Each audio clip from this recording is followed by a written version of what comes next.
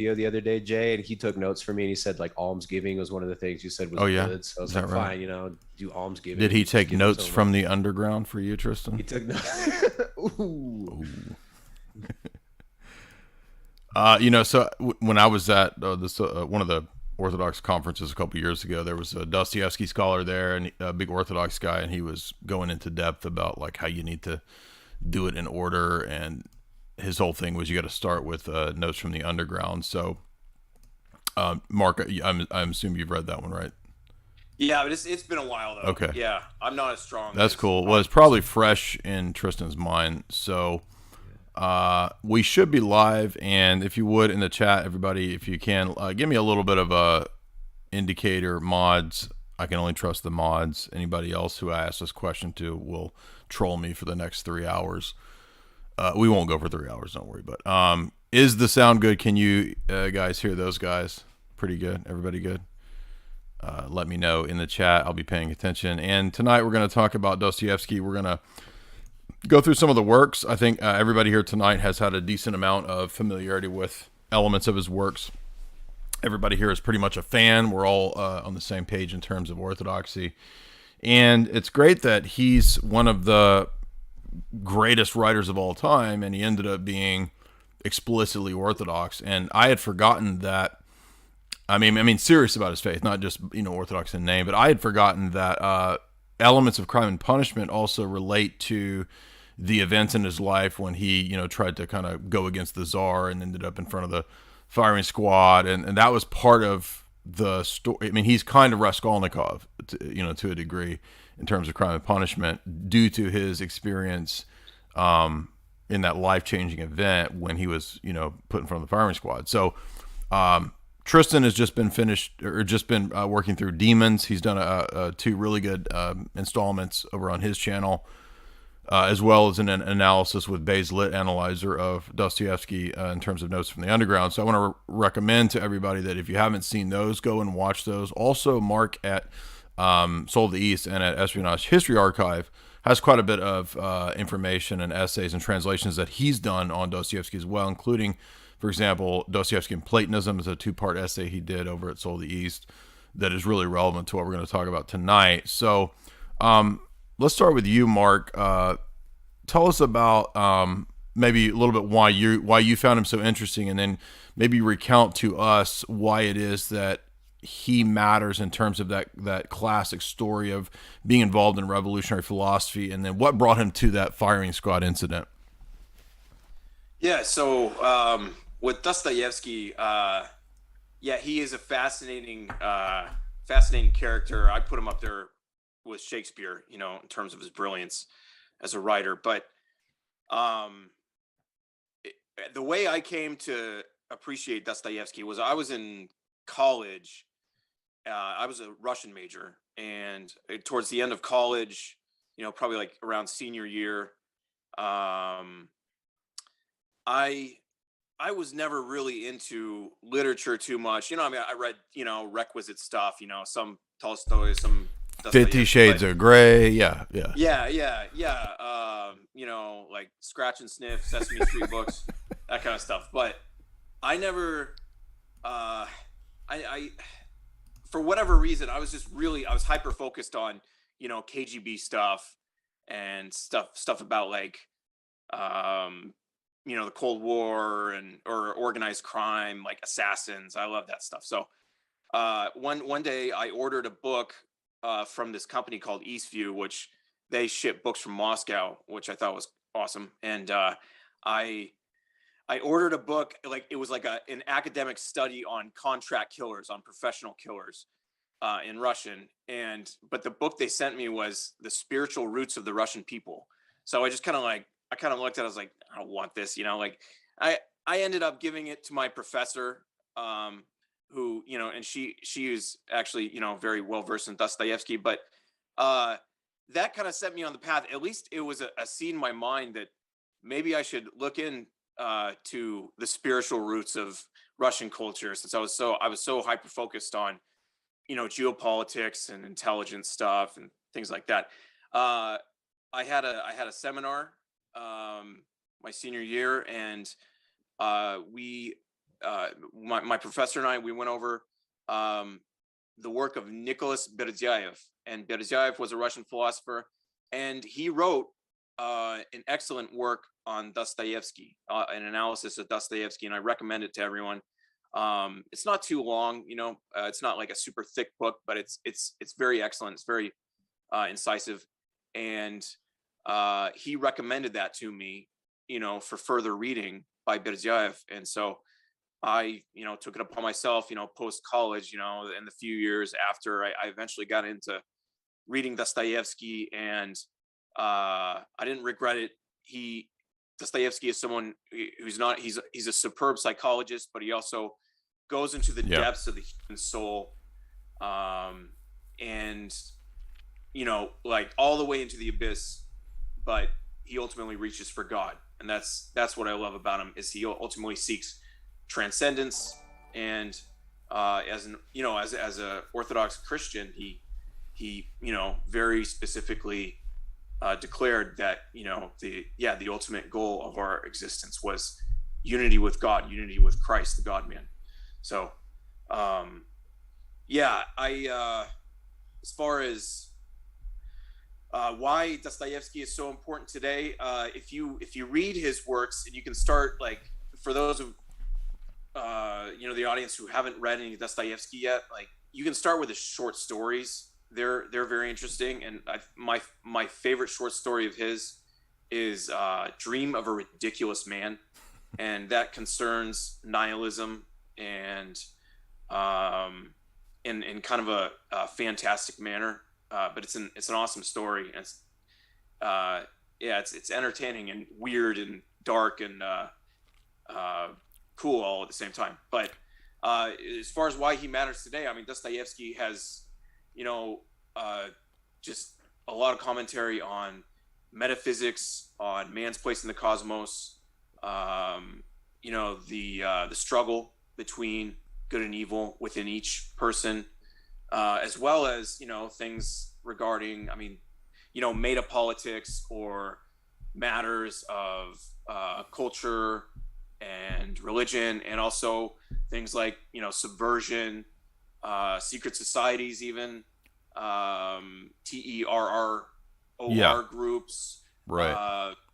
All that stuff is in Dostoyevsky, like conspiracy stuff. It's and especially in Demons, it's there, and also leading up to the ultimate conspiracy, kind of the mystery of iniquity, right? The figure of Antichrist, right? He writes about all of it. He covers it all. So last question to you, to be clear, what was this story about? Like, he had been involved in some of these revolutionary movements when he was younger, and then he ends up before a firing squad, and this becomes a very pivotal moment for him. Could you recount a little bit of that? What that story was? Sorry, I forgot to answer that part. Dostoyevsky was a military engineer, and then he wrote on the side, and as a young guy in St. Petersburg, his work, his early days of writing, it got a positive response, and he was hanging out with intellectuals, what would later become the Slavophile Western divide, but he was really engrossed in matters of intellect, and also philosophy, but he was definitely someone who wanted a solution to the problems Russia was facing at the time, especially the question of serfdom, and the freedom for the serfs.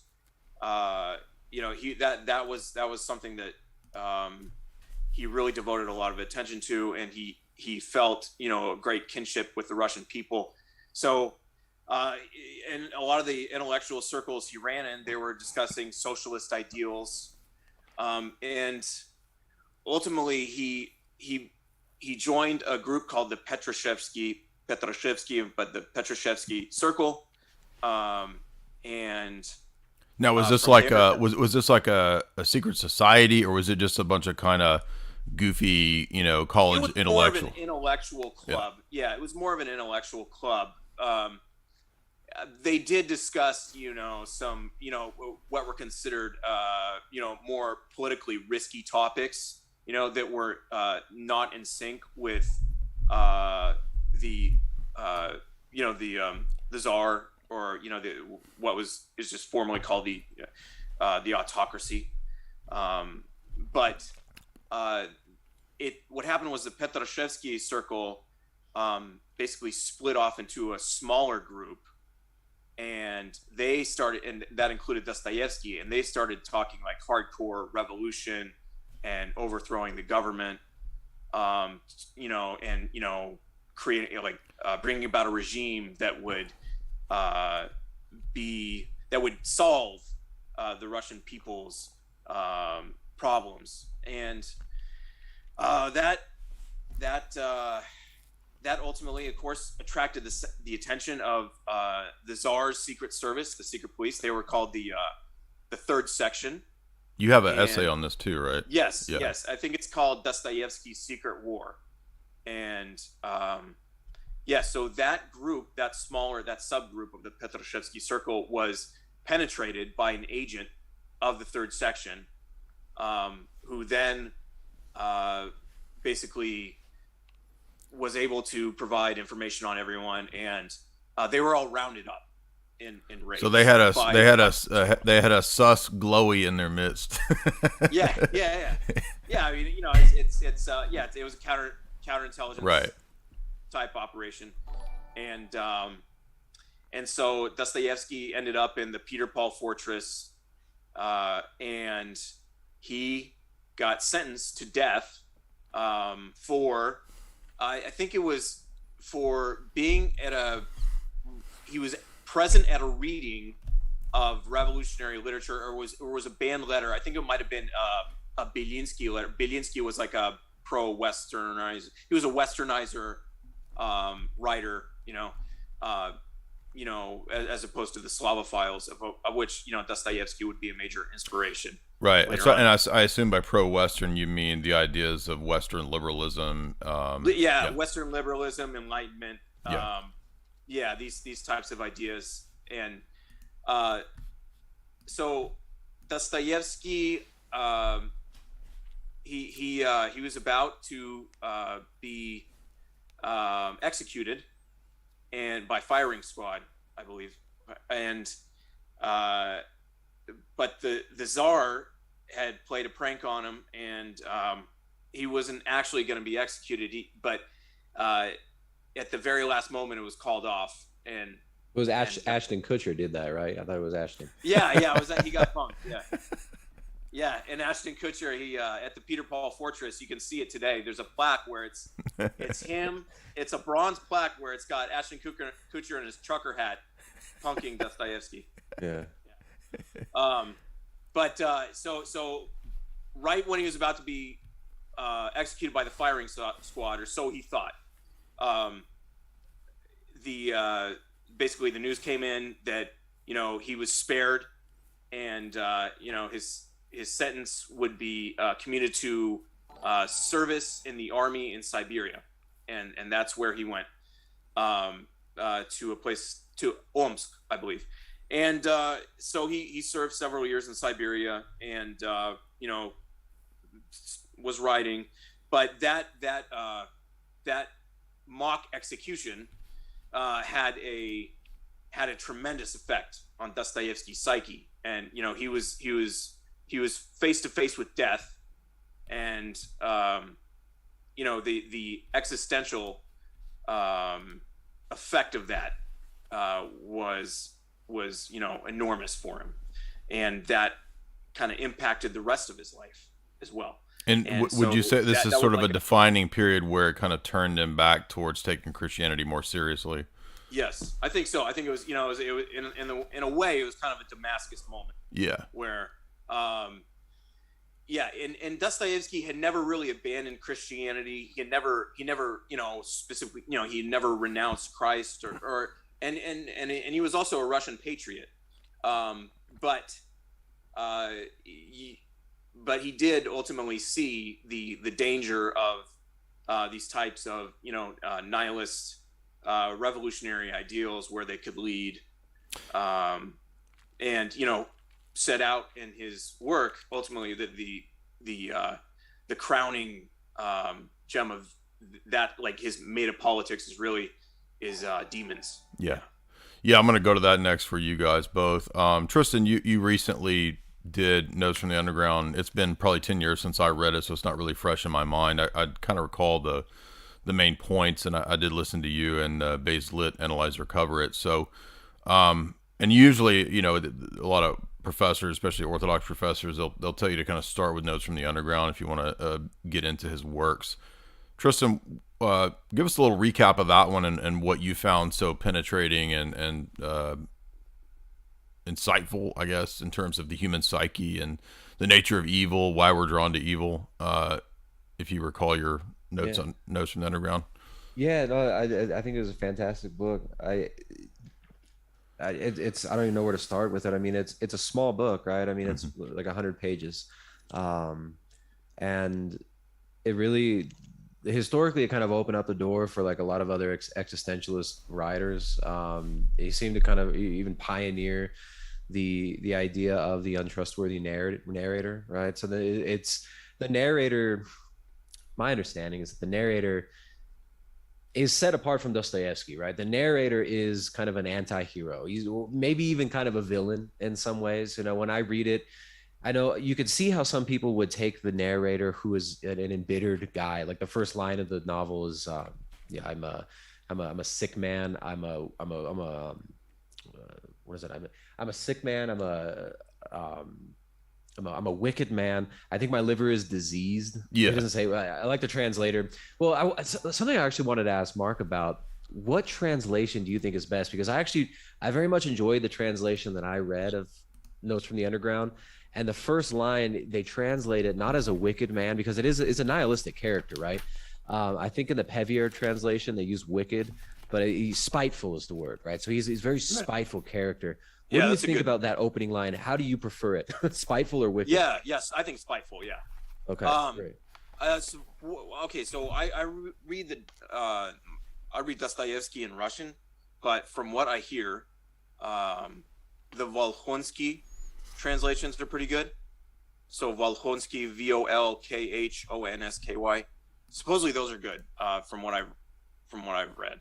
Yeah. Cool. Yeah, when I saw that it had been translated as wicked, I was kind of offended almost. I was like, why would it be wicked? This guy doesn't believe in like evil. He doesn't believe that evil exists, right? So he's a nihilistic character, and he's a real spiteful character. And it's the first part of the novel is kind of him just ranting to himself, but also talking to his audience, addressing the audience, and mocking the audience. So it's kind of like him speaking in the mirror. It's almost like a 18th century vlogger, and he's addressing the haters the whole time, right? He's kind of battle rapping the haters, the narrator here. He's ripping on other authors. So you kind of see Dostoevsky's worldview popping through this author. Then you also see the narrator rather, but you also see kind of a scathing critique and a like a piercing gaze in the mirror at the horrific state of his soul. It seemed like a very contemplative, meditative, and therapeutic book for Dostoevsky. And yeah, I mean, as far as the themes of the book, there's so much going on here. I mean, well, one thing that I recall, let me ask you if you got this, and if I remember right, is that the writer, isn't he kind of like a middle low class clerk guy who's kind of very petty and very he's reflecting on humans and human nature. And one thing that comes up is the question of why, if mankind's problem is just a lack of knowledge or IQ, then he begins to reflect upon the pleasure that certain people have in just causing other people pain. And so doesn't he mention, he says Cleopatra, she got great pleasure out of, poking her servants with, pokers or whatever. Right, yeah, using golden, what was it, like golden pins in the breasts of her servants. And what, the reason that, what I want to ask you is that the reason this matters is because pretty consistently in his works, he's critiquing a lot of Western Enlightenment ideas. And here he seems to be saying that he has an insight into human nature here, that humans don't just operate on the basis of knowledge or facts. Otherwise, why would you have an evil genius, right? I mean, if all humans needed was the right education, external stimuli, and so forth, then we wouldn't have this problem of people who are just inherently devious and malicious, especially if they're highly intelligent. He destroys the idea of utilitarianism. Yeah. If everyone just acted in their own enlightened self-interest, then we would have this perfect utopia. And he uses this the metaphor of like the Crystal Palace, and he saw the Crystal Palace, which was this art exhibit in I think London in 1850s, I believe. Mark, do you know what year that was? I mean, it was. Let's see. I thought it was 1860 something, but I could be wrong. I can't. Yeah. Well, I think I'm wrong, but it was 18. I thought it was 1868, but it might have been because he was allowed to go there. It was after his exile in Siberia, and he actually did visit that place. And there's a letter in the version I've got. There's a great letter after Notes from the Underground. There's a letter to his brother, and it's not a part of the novel, but there's a letter to his brother, and he's writing about the Crystal Palace and what he saw and experienced at the Crystal Palace. He described it as the Tower of Babel. He described it as a demonic giant machine that he felt wanted to consume him, and he felt this awe at this giant structure, which was a palace made of steel and crystal, and he thought that this was horrific and one of the most terrible things he'd ever seen. Beautiful but horrific. So the idea of building this world of utopia and everybody's enlightened self-interest, he uses this he says, well, why not just destroy that? We'll build this up and then we'll destroy it just to see it destroyed. And what if man's interest is to cause himself pain? How can you reconcile? Because there's no evidence that man actually does work in his enlightened self-interest. He says man is an ungrateful beast. He says man should be called the ungrateful biped, basically, and that man doesn't appreciate anything that he has and he gets to this he really in a very eloquent way, more eloquent than I'm giving credit to it. He destroys utilitarianism, the idea of everybody just working their own enlightened self-interest to build a utopia. It says this is never going to happen. Man is very irrational. Man behaves irrationally, and man is fallen. So he's dealing with these ideas of kind of man's yeah, he's being honest about fallen man. Yeah, right. And how the enlightenment really rare. The enlightenment view of man is false. It's based on these ideals that are completely not taking into account the fall. So whether you believe in the fall or not is going to condition how you believe in man's condition, right? Whether you think he's a being that can fix himself through education or whatever, or whether he's fallen. And that's why he's so Dostoyevsky is often classed with Nietzsche, with being kind of the founders of existentialism. Existential crisis literature all will stem from this, right? Everybody, Sartre, all these guys are going to look back to these kinds of stories, especially Crime and Punishment. But you guys both are I've not read Demons yet, so you guys know a lot more about that. And the thing that really fascinates me is the prophetic elements, not just in Demons, but also Grand Inquisitor chapter in Brothers Karamazov is very prophetic. So Tristan, let me ask you first, give us a little bit of overview of that book, what it's about, and then we'll go over to Mark in terms of his analysis. What are the themes that we want to pay attention to in Demons, and what's I know it's a lot because you've done 2 podcasts. So I want to remind everybody to go to Tristan's channel. You can see his Demons breakdown. But can you give us a little bite-sized nugget? Yeah, thanks, man. Yeah, I'll do the fun size Demons analysis. No, I mean it's one of my favorite novels I've ever read. Right? I mean I've finished it. I digested it really slowly.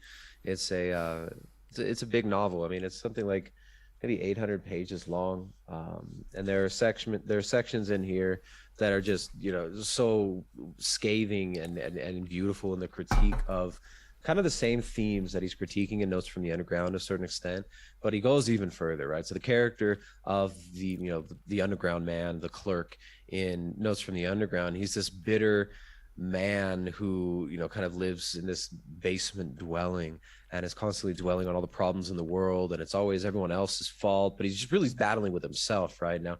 That enlightenment rationalism that he's dealing with is expanded on in a book that analyzes two different generations: a generation of liberals, like 1840s liberals. You called them the 1800s boomers, didn't you?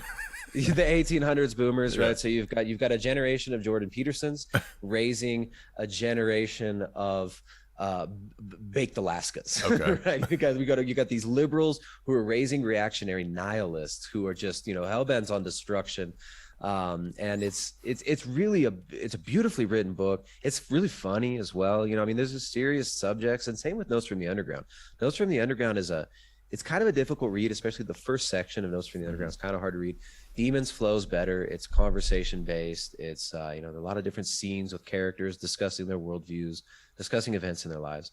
And it really is, it's a story of generational strife, of generational clash, and a story of the root of, like, the spirit of revolution. Really, it's an allegory for the revolutionary spirit.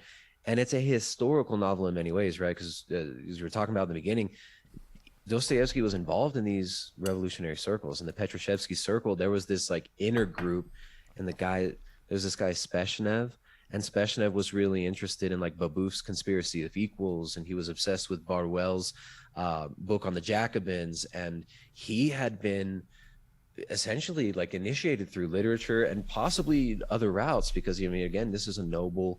Speshnev was a wealthy landowner, basically a spoiled brat who never worked a day in his life, like all revolutionaries, and raised by liberals who, oh, you know, we believe in truth, but yes, but no, a little bit of God, but not that God, but yes, no, you know, their parents are these lukewarm liberals, right? And the children grow up to be full on just like demonic Demons, right? Yeah, goblins, demons, right? Yeah.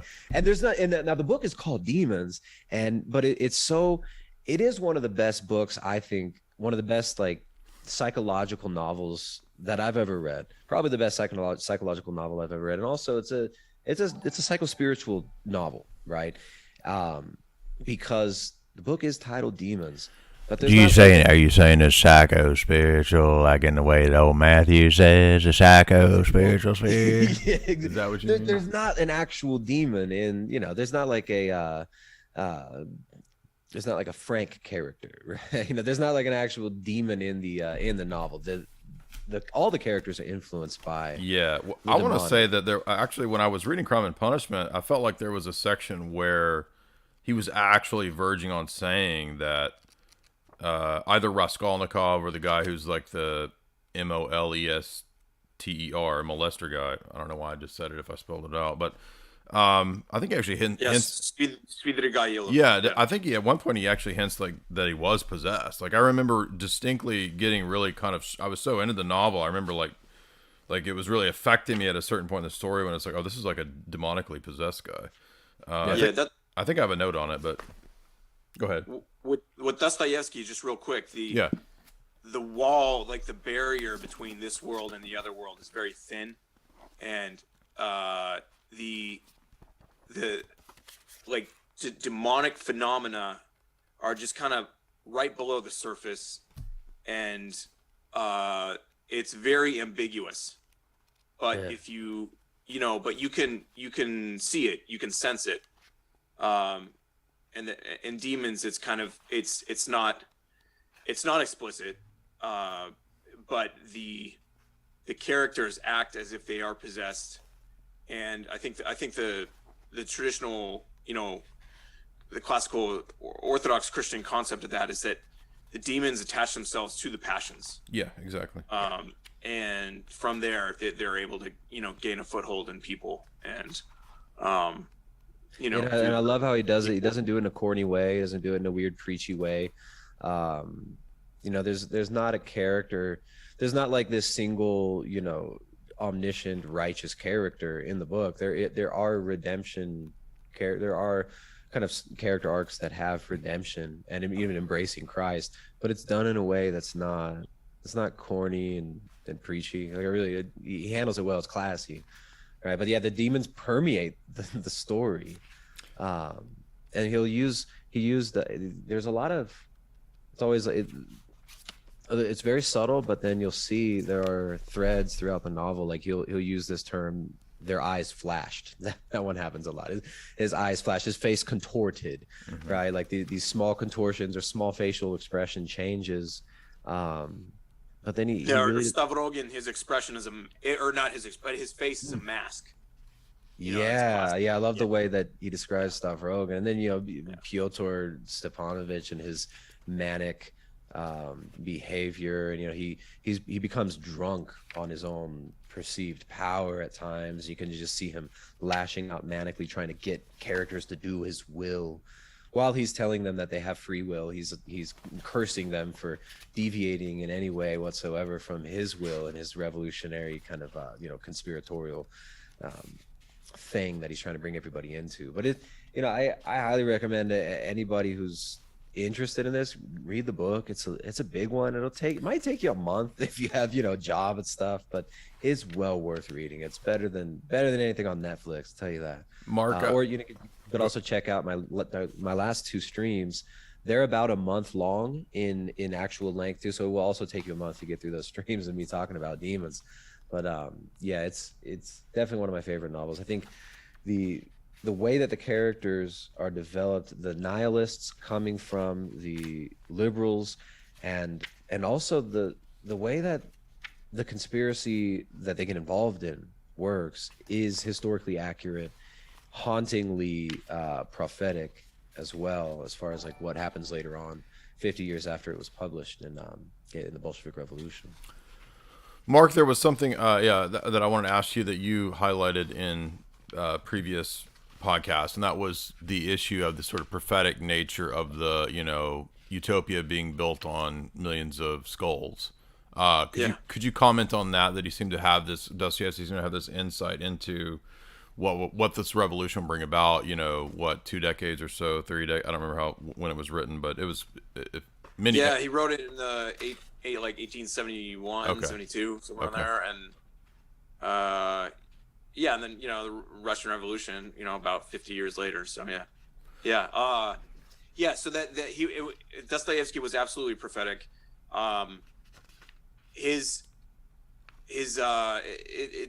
That's what's so great about this novel, Demons, is that it's very multidimensional and multi-layered. So you have this organization of revolutionaries that it's very conspiratorial, but it's also they go into the theory of their revolution and the implementation of their utopia and how they're going, the praxis of their ideology. And it basically amounts to total freedom for the revolutionary elite, so around 10, like 1 out of 10, and then for the other 9 out of 10, complete slavery. They'll serve the elite, and they will be basically automatons in a kind of technocratic panopticon, more or less, where there's complete surveillance. So does it actually get into like those technocratic themes? A little bit. Okay. He talks about total surveillance. Okay. It's the technocracy in Demons is more implied. Right. By Shigalov, the theoretician of the revolutionaries. Well. And by Verkhovinsky, the Pyotr Stepanovich, who is he's the revolutionary son, and he is just pure Machiavellian. Everything's based on expediency, and so it's kind of this demonic rationalism. Yeah, there's explicit reference in Crime and Punishment to utilitarianism, and utilitarianism Bentham is who is involved in this idea of panopticon, and that's formative for technocracy. So I wouldn't be surprised if there weren't allusions to that. Yeah, yeah. And of Even course in that. Notes from the Underground, he does mention the technocracy. He says we'll have like an algorithm that'll Oh determine yeah, you talked about that. everybody's. That's right. Yeah, he says that there can be. He calls it a logger. We can have a logarithmic calculation that will calculate to whatever 111,000 decimals, and everybody's whole life can be calculated before they even live it. Right. And that's in his the first novel we talked about, Notes from the Underground.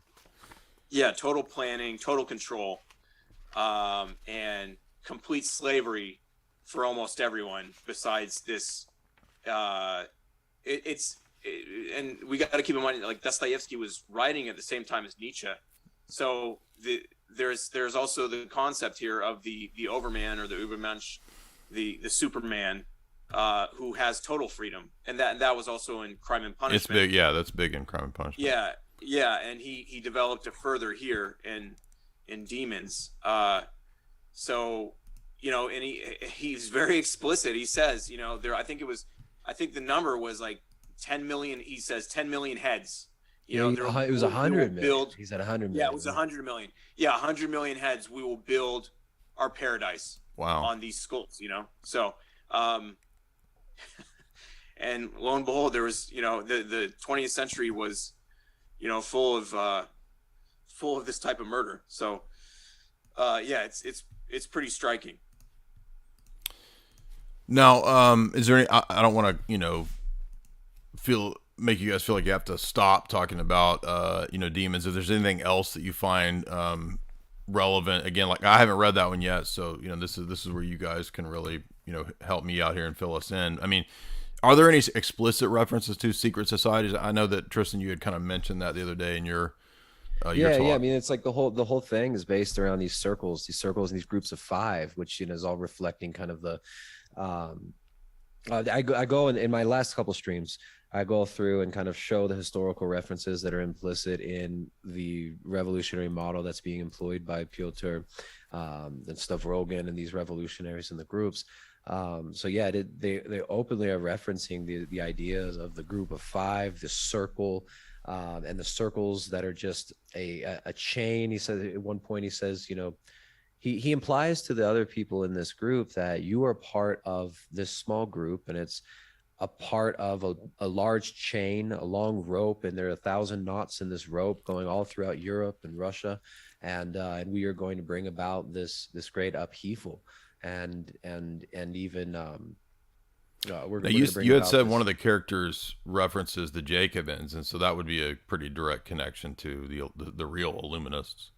Yeah, well, I mean, it's Babeuf, Weishaupt. I mean, these people, these historical revolutionaries, actually employed the same exact methods that are being demonstrated here, and they had the same worldview, right? Like what Mark was mentioning just a minute ago. He's talking about Shigoyevism, right? I was looking for the quote, but it says we're gonna Mr. Shigoyev is all too seriously devoted to this task.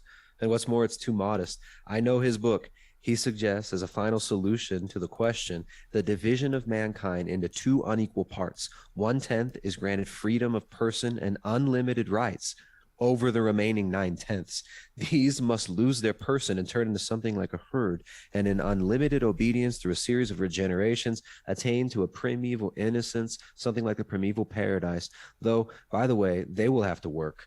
The measures proposed by the author for removing the will of 9/10 of mankind and remaking them into a herd by means of a re-educating of entire generations are quite remarkable based on natural facts and extremely logical. One may disagree with certain conclusions, but it's difficult to doubt the author's intelligence and knowledge. So this is another character talking about Shigoyev's idea here. So yeah, 1/10 of you will have liberty, and 9/10 of you will have equality. Well, the 1/10 will also have and slavery. Yeah, right. So they're reconciling the revolutionary, the retard trinity of liberty, fraternity, and equality, which is this is empty slogans. But those empty slogans are really kind of diametrically opposed. The concept of liberty and fraternity. I'm sorry, liberty and equality. Just those two. Those can't exist together. If you have liberty, how can you have equality? Right, so that you will have 1/10 that will have liberty and rights over all the other 9/10, and they'll have equality as slaves in a herd, and they'll be re-educated over generations. He says, Oh, really? So it's a generational re-education camp. And he speaks specifically about that re-education. It's basically pushing degeneracy. Everyone informs on each other. Total surveillance and just anti-intellectualism. And also total like dysgenics. And also destruction of the family. And he talks about, he's like, look, people aren't going to church. Look how much people are drinking. There's vodka everywhere. He's like, I saw a little girl swearing at her mother the other day. And he's like, I know it's bad. We'll stop it one day, but we need to accelerate this now. And then we're going to basically, we'll be the kings. He's like, and he even says, we'll get the Pope involved. The Pope will be down for it. The Pope he'll embrace this. And all the things. You're saying the revolutionaries say that? The revolutionary Piotr says we'll get the Pope. Wow, says, because that's very interesting. Well, that's what the Grand Inquisitor says. World Economic Forum. Yeah, and the Grand Inquisitor says that too, more or less. Yeah. It's the same. It's the same. It's the third temptation of Christ. Yeah. Where worldly power is offered. If you bow down to the rebel angel. Yeah, it's the same. Now, same dynamic. And Jay, you mentioned like the idea, the conspiratorial circles and stuff. At one point, a character, the liberal father of Piotr, his name is Stepan Trofimovich, and he's basically he's like Jordan Peterson. He's he's very much like Jordan Peterson. He's this kind of bumbling liberal who's this great poet, professor, and he's always talking about how he's about to write something great, but he's never really written anything. And he just he's not a full-on nihilist. He's not the most liberal, but he's liberal enough where he wants to be perceived as liberal. And he's a great character. Does he represent classical liberalism? He very much embraces classical liberalism, and then actually he does have a great redemption arc. So I do compare him to Jordan Peterson, but it's not in a denigrating way. Stepan Trofimovich ends up embracing Christ in the end, and is a beautiful character. Anyways, his house gets raided. He pisses some people off, and his house gets raided, and they take a bunch of his papers and pamphlets or whatever is in his house. And somebody comes and speaking to him and is like, look, are you a member of a secret society? And he's like, I don't know. he goes, I don't know. These days, how could you even tell? Like, so this idea of the secret society is all throughout the book. And then when one character is asked about it, he doesn't even know if he was ever initiated a secret society. He has to really think about it. So this kind of shows you how these things they permeate the world that they live in these liberal circles. Yeah. And it's you love it, Jay, because it's highly conspiratorial. I mean, it's really cool. Like you have the character of Verkhovensky, Pyotr Stepanovich.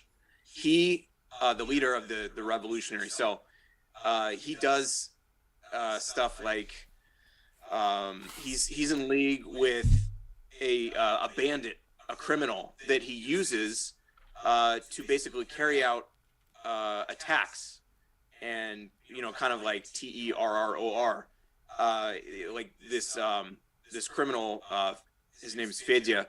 He hires him to like burn down a church and desecrate icons, stuff like that, which just kind of reminds one of the ties between these types of revolutionary groups and intelligence services and organized crime. He also the other crazy thing he does is that with the ideologue Kirilov, and Kirilov we got to discuss as well. Kirilov, and let's discuss just to make sure, because these are really cool things. But Kirilov, Stavrogin, and then right now we're talking about Verkhovensky. But Verkhovensky basically uses the ideologue Kirilov, who has this theory about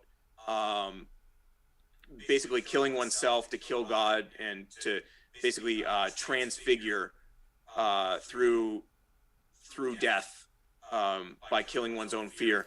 But he uses Kirilov as an asset, and when the time comes, Kirilov takes blame for a murder that the cell had committed, and that's when so that kind of kicks off once Kirilov does that and then commits suicide, that kicks off all the chaos, and that's kind of one of the signals to start the revolution. And there's even in so like it's almost like a demonic version of sacrifice. Yeah, Yes. he because agrees to kill himself. They make him agree to kill himself, but they're like, you have to. He wants to kill himself as this, this ultimate act of nihilism, and you become God. Like if you are able to if you kill yourself, we all kill ourselves. We'll all become God, and we'll transcend. We'll transcend everything, and negate everything. It's this really weird, but kind of it's like an inverse transfiguration. Yeah, because sacrifice is going to play a big role in crime and punishment. Is why I'm asking. But yeah, go ahead. Yeah, but he wants to kill himself, right? And they all know he wants to kill himself, and he's always talking about it. And he's always telling everybody how I'm trying to figure out why more people don't kill themselves. Mm-hmm. Like this is his academic work he's writing a piece on why are more people not killing themselves. Well, and the existentialists take a big they'll use that quite a bit because that becomes a big thing for. But it's hilarious. Piotr tells him, well, yeah, you can kill yourself. That's your free will. But you have to do it when we want you to do it, right? So it's like this demonic hijacking of his ultimate act of free will. But yeah, you're free to do this. You can kill yourself, but when I say, and also I'm gonna help you write the suicide letter so that you are exonerating all of our criminal activity that we just engaged in. And so I didn't know this. I mean, this sounds like Sartre, like just ripping this directly off, because I mean, a big part of some of the debates and discussions that Sartre has, I think he wrote one of these weird short stories. I think it's called The Wall, which is a pretty crazy short story that he did. And the whole point of that story is like, maybe you should just, kill yourself, because like, isn't that the real act of freedom? And it harkens to what you guys are talking about here. Yeah. And, Kirilov is a fascinating character, and it's really, that's like some of the best dialogue in the book is his kind of him delving into this notion of, overcoming his own fear of death. And he's trying, and he also wants to kill the idea of God that torments him. Mm-hmm. Yeah. And so, and he can only do that by killing himself and then becoming a god. It's really nutty. No, I mean, Sartre says that very thing. I mean, Sartre was like super blasphemous. And so I just didn't realize that like so much of what he was, I mean, he sounds like a character out of a Dostoyevsky novel is what's kind of blown me away. But, last question for you. Speaking of like sacrifice, right? You mentioned like sacrifice and the demonic idea of sacrifice. That's throughout the novel as well, especially in the climax of the novel during the fire, right? And the symbol of the revolutionary fire, this kind of Promethean fire moving from the icon lamps, the icon stands, and into the houses and burning everything down to bring about this new order is like the climax of the novel in many respects. But then there is another scene where Piotr Verkhovensky is talking to Stavrogin, and he's manic, and he's trying to get Stavrogin to kind of come back into this revolutionary movement. Stavrogin is a nihilist, but he's kind of like, man, you guys are nuts. He seems to not be. Yeah, Stavrogin is above everything. He is like he's a Superman. He's an Antichrist figure. Yeah. But he's too cool for the nihilist. He's like, man, you guys are faking gay. Like, I'm not getting involved in your revolutionary movement anymore. I don't care about this. I'm even beyond this, right? And he's just into self-degradation, really. And Piotr's trying to get him involved in this thing. He's telling him, look, I got all these people. I give them ranks, and this is how I keep them together, and I keep them bound together, and I control them through their through the passions and through flattery. He's telling him all the methods that he uses, which is just this demonic playbook, right? And then Stavrogin's like, man, you're giving me all these ways that you bind them together. Yeah, that's fine and all, but you know how you really bind people together in a circle?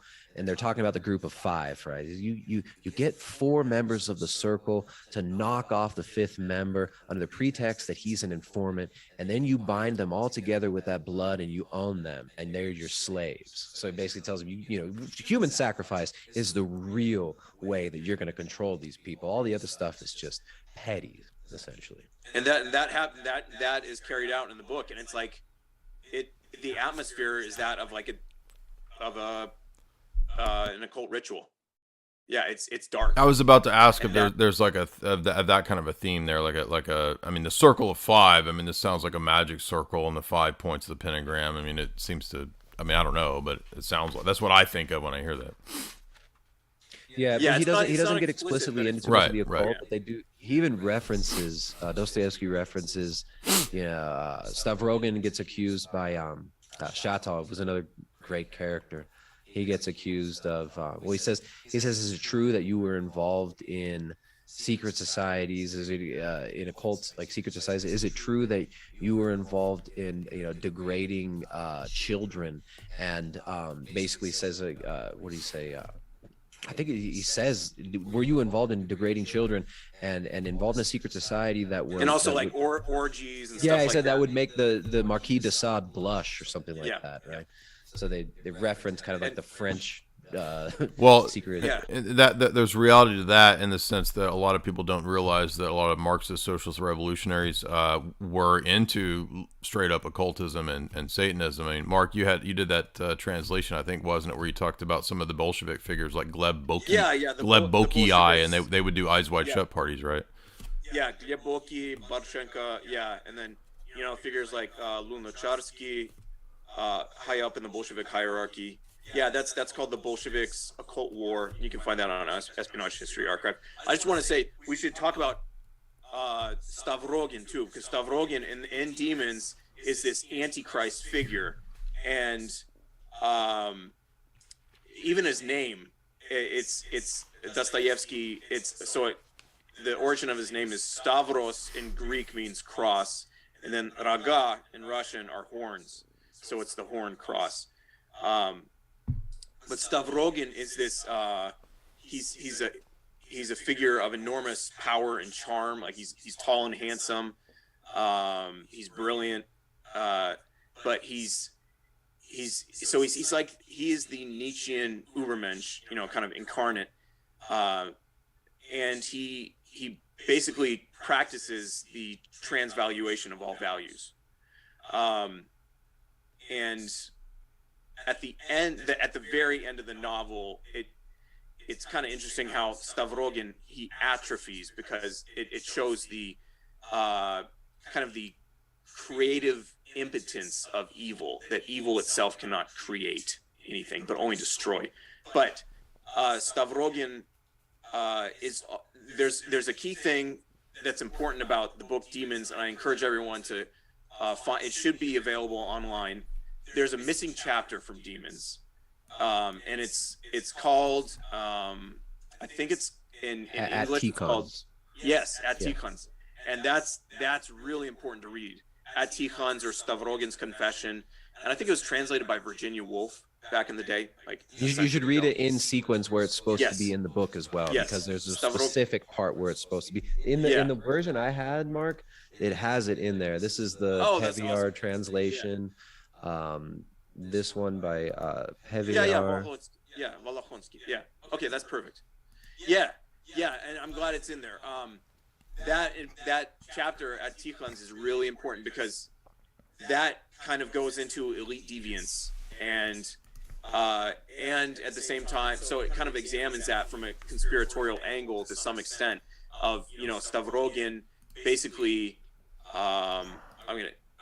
sex Yuli hurting this prepubescent girl because he wants to, just because that's what he wills, and he decided that's just that was the force of his self-will. He decided to do that, and that girl then later committed suicide. She hung herself, and he goes and he confesses about this to this monk Tikhon. He tells the monk what he did, but he doesn't have any repentance in him. He's not actually sorry for it. He just wants to say it, but he can't muster any spiritual strength to actually repent. Why does he want to go confess that to the elder? What's the purpose? It's not really clear. It may just be pride. Okay. There may be some pangs of conscience in him, but he can't bring himself to repent. Yeah, I took it as that. Like he had this part of him that wanted to repent, but then Tikhon calls him out and shows him how it was basically vainglory and pride, and how he even tells him like the because he has a letter. He didn't just speak it. He goes, he says there's something you really want to get off your chest, and I feel it, and he basically throws the letter down, says read it, don't say anything till you're done reading it, then say everything. And Tikhon tells him, is like, this could be the most Christian act that you could do, but only if it's coming from from a real Christian intention. He essentially tells him, and he calls him out and says this is vainglorious, and even the way you wrote it, it's like you're trying to dazzle the audience and seem like you're this brilliant rhetorician. And yeah. Well, that's a similar thing that's going to come up here with the abuse of younger people. That will be a big theme in Crime and Punishment too. But anything you guys want to leave us with in terms of demons before we talk a little bit about Crime and Punishment? Hey, well, I just want to ask Mark, have you read a lot of his letters? Because there was a letter in the book in like the appendix of Notes from the Underground, and it's a letter to Dostoyevsky's brother, and he's complaining about the censors, and he basically calls them swine and says, they allowed me to feign blasphemy throughout this novel, and in the one part where I talk about Christ and redemption, they wanted to remove that. Well, why do you think they removed the At Tikhon's chapter? Because when I read that, it was like, there's nothing. It's vile what the character did, but it's written. It's not written in a disgusting way. It's a disgusting act that he describes having done, but it's done in a tasteful way. I mean, I feel like Chernyshevsky's, not Chernyshevsky, what's that? The book by What Is to Be Done. I feel like there's more pornographic stuff in like What Is to Be Done than and way more vile stuff being published. Do you think there was like the censors were maybe, because Dostoyevsky said in this letter, he's like, what are these censors? Are they working against the government? Are these subversives? Like, why do you think they remove At Tikhon's? Because it's a beautiful chapter. Yeah, it is. It's an amazing chapter. I mean, that makes the story complete. I think, I just think there were blockheads. I honestly think the censors were just dummies who were, not terribly cultured and couldn't, and just kind of had this shallow, kind of a shallow sense of moral scandal that, at the time, like the 1870s, they weren't really, they just saw it as something scandalous, right? That it's, oh no, that goes over the line, and just decided to excise that, the circumstances without really looking deeper into the full import of the story.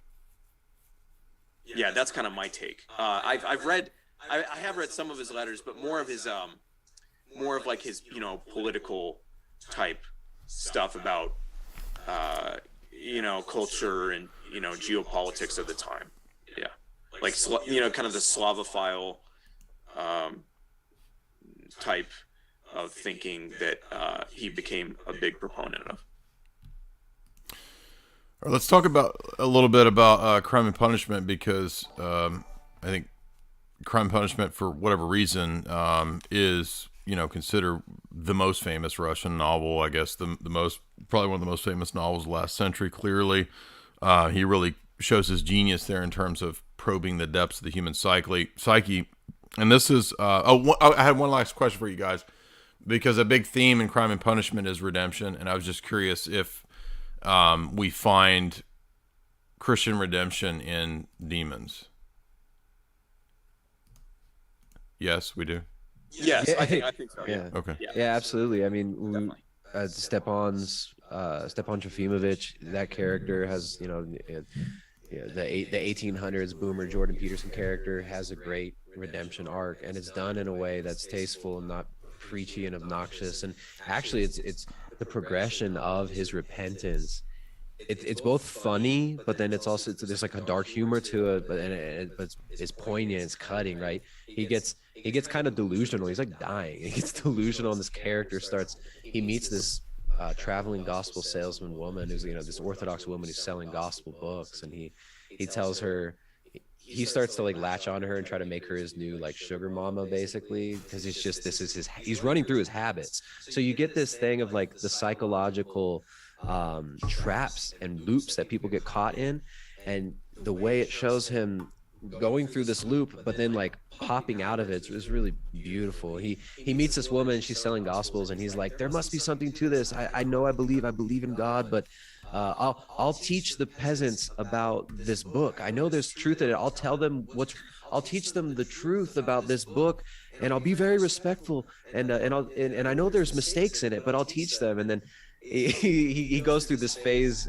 of like dialogue there. He has this Protestant moment, right? His delusional Protestant moment, and then after that he repents even more, and he basically says, look, I've been a liar my whole life. Actually, you know the line in Scarface where he's like, even when I always tell the truth, even when I lie. That's from this book, except it's the opposite. He says, even when I've always lied, I've always been a liar. Even when I tell the truth, I've been lying. He expresses this kind of, he reflects in a really deep way on how lost he is, and then he ends up taking the sacraments, and then before he dies, and anyways he reconciles with characters around him. And then there's Shatov, another character who his wife, who he was only married to for like 3 weeks, and she took off. She comes back to him. He hasn't seen her in 3 years, and she comes back to him pregnant. Right, so his wife comes back pregnant. His wife comes back pregnant with his wife's boyfriend's baby, right? And he goes through this interesting character arc as well. So yeah, there's a beautiful redemption character arc for several characters, at least two. I'm trying to think of others. Yeah, I think that the more I think about it, the Crime and Punishment is fascinating because it combines the element of crime and punishment, redemption, Christianity, orthodoxy, how one finds alleviation from guilt in the midst of gigantic, huge philosophical zeitgeist, spirit of the time problems and issues that are coming up, philosophies, revolutionary philosophy, communism, utilitarianism, all these things come up in Crime and Punishment as well. And we have, did I say detective novel? It's like a detective novel that's also a Christian redemptive thing. It's weird. It's all these different elements. I mean, I'm not trying to reduce it to like a detective novel, but we have a character, the detective Porphyria, I think is his name, and the story is basically this young guy who clearly is in some way, Dostoyevsky in the period of his life when he was, as we talked about earlier, the young idealistic nihilistic revolutionary who, although as Mark said, Dostoyevsky wasn't himself atheist. This figure, this young nihilistic character, is an atheist for a while. He's this atheistic college guy. I think he's a former law student, and he's kind of just living in poverty and kind of just like being this lazy guy. And he hears this. I think he comes from a noble family for whatever reason. I don't remember. He's kind of living in poverty, but he overhears this conversation in a bar, and it's a discussion of great men. And who are the great men of history? And Napoleon comes up, and so he decides, as he from his atheistic perspective, it's like, well, if all I have is this life, then the best thing that I could hope for is to become a great man, to become a man of history, a world historical figure. And he rationalizes that those figures were murderers, right? I mean, Napoleon goes into war, there's millions of people dead. And he comes to this realization that the man of history is above morals. He's not bound by the morality of the common vulgar herd. This is straight out of Nietzsche, right? This is the idea that the Übermensch, beyond good and evil, he's not subject to the rules that everyone else is subject to. And Raskolnikov, this character, the main character, he kind of says, well, if that's what it takes, then I need to like own that, right? I need to own the idea of that's what it is to be a great man, and to act such that I am above morals. And he hatches this plot that he says, in order to do it, I need to find the worst people, right? And that way it would be more justified if I kill them. And so he hatches this plot to murder this woman who owns like a pawn shop, and he thinks that she's just totally lecherous, and she, basically rips off the poor. And he's like, well, it's justified, right? I'm going to kill her. Means the ends justify the means, and then I will, I'll have money to then work towards my projects of becoming this great Napoleonic man. And of course that doesn't go very well, because the daughter of the pawnbroker woman comes home, and then he has to kill her. So he's this axe murderer, right?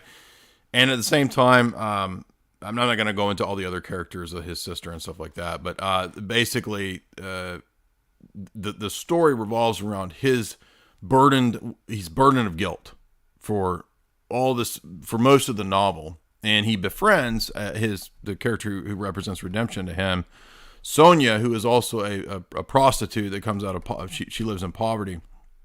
And this is relevant to the story of Dostoyevsky in prison, because one thing that like literary critics and historians will bring up is that when Dostoyevsky was in prison, he was exposed to the extremes of society. Revolutionaries and intellectuals that had been put there who were, very high IQ and sophisticated, as well as petty crooks. And one thing that he seemed to latch onto was the idea that the more simple middle class peasant petty crook people were able to find redemption through confession and through Christianity, through orthodoxy, because they had a mechanism to deal with their guilt. And the atheistic rationalist intellectuals that were put into the prison camps could never find a way out of the prison of guilt. So the majority of this novel is about finding salvation from the prison of guilt. And so Raskolnikov doesn't realize that when he commits this heinous action, he's going to have to deal with it for the rest of the novel until he finds redemption. And so Sonia ends up representing the figure that always loves him and always comes to him throughout.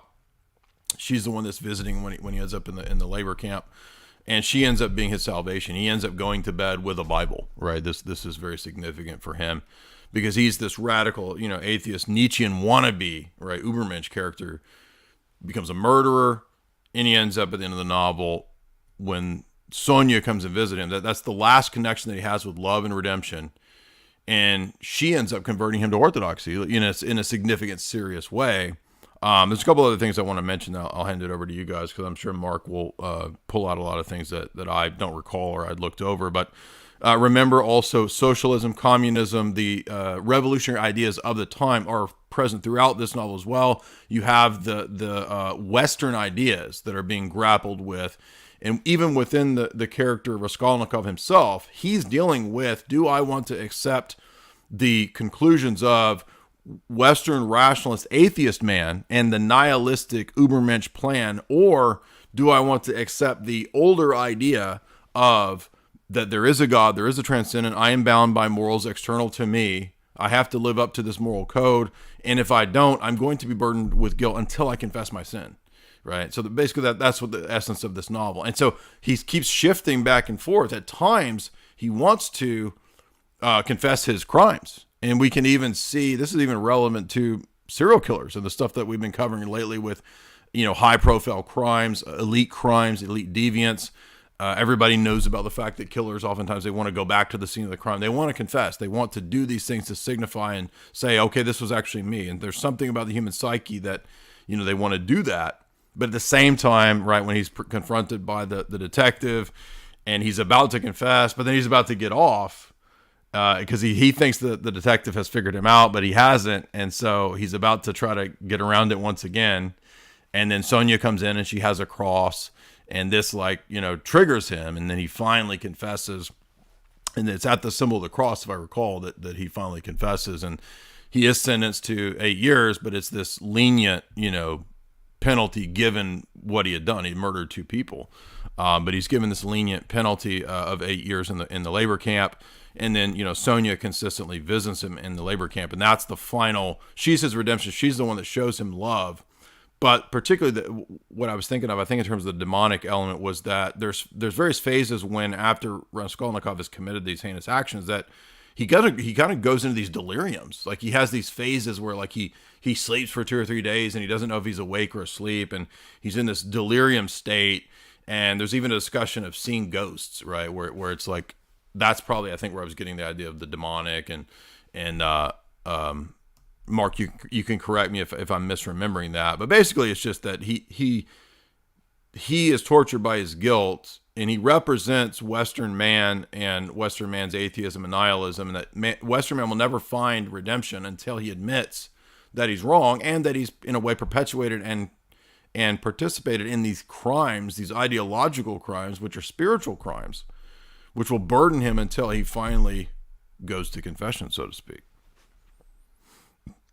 Yeah, no, that was an awesome summary. I don't have much to add.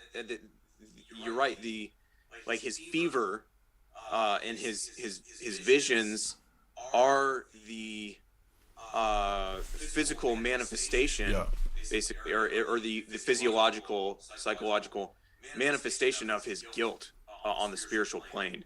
So that, it's that all those factors, spiritual, I mean, is this him when he's all interwoven? Is this him, Dostoyevsky, in the labor camp? There's an element of that. Okay. Yeah, I think there's an element. I mean, he wasn't an atheist and he wasn't a murderer, but yeah, but he did nonetheless. He was around those type of people, right? It's a composite, probably, right? Yeah. Well, there's this concept in Dostoevsky as well. It's like there is no private sin, right? Like at Tikhon's chapter, Tikhon says something, forgive me, and he's like, for what? He's just like, for all things, for all my sins, known and unknown, which is like in the Orthodox prayers, and Tikhon even says like there's no private sin. All our sins are everyone's sins. Yeah, and that's kind of the that goes with the notion of fallen man and the interconnectedness of one human being to another. Yeah, there's it's an entire fabric of being that gets violated by sin. And so, can you remind me who's the guy who's the one that causes the abuse to young people? I'm trying to remember what. Oh, in Crime and Punishment, it's a guy named Svidriy Gayilov. Yeah, and what was the purpose of that character's function in the novel? I just don't recall. Do you remember? Yeah, I'd have to go back too. It's been a while since I read Crime and Punishment, but from what I remember, he was just kind of this deviant, predatory type who was looking to. I think he had something for Raskolnikov's sister. Okay, that's right. Yeah. Daria, from what I remember. Yeah. So he's involved just because he's trying to. Wasn't Raskolnikov from a wealthy family, but for whatever reason they kind of ended up broke, and then he. Yeah. Something. I think it had to do with his. It may have had to do with his father's death. Yeah. From what but he was. Yeah, he was living in this just like hole in the wall, like this miserable little apartment or something, and just his mind got spinning with notions of his own greatness and the notion of the Superman. And I mean, or what it wasn't phrased that way in the novel, but basically this man god. Yeah, exactly. That would carry over into demons and also into Brothers Karamazov in a way. Yeah. And also, well, he mentions master slave morality, and that like the great man is above slave morality, and because the detective Porphyry, he had found one of the papers, the essays and that's what kind of got him suspicious, was that he had found one of Raskolnikov's essays that he wrote about how the great man is not bound by morals and he can kill with impunity and he gets away with it, right? It's amazing. I mean, this is, what is it, 20 years or something? It was like almost 20 years before Nietzsche was actually writing about these topics, right? I mean, this is 1866 in Crime and Punishment. Demons was 1872. It's, Dostoyevsky expounded on like the Übermensch concept better than and before Nietzsche. Yeah. Yeah. What's awesome about that is that Dostoyevsky and Nietzsche were. I mean, Nietzsche knew of Dostoyevsky. I don't think Dostoyevsky knew of Nietzsche. I would have to double check. Well, Dostoevsky died in 1881 1881. or two. Yeah. And I mean, Thus Spoke Zarathustra was 1883. Yeah. Right. Yeah. And so, Nietzsche knew about Dostoyevsky. I think he might have read Crime and Punishment. I'm not.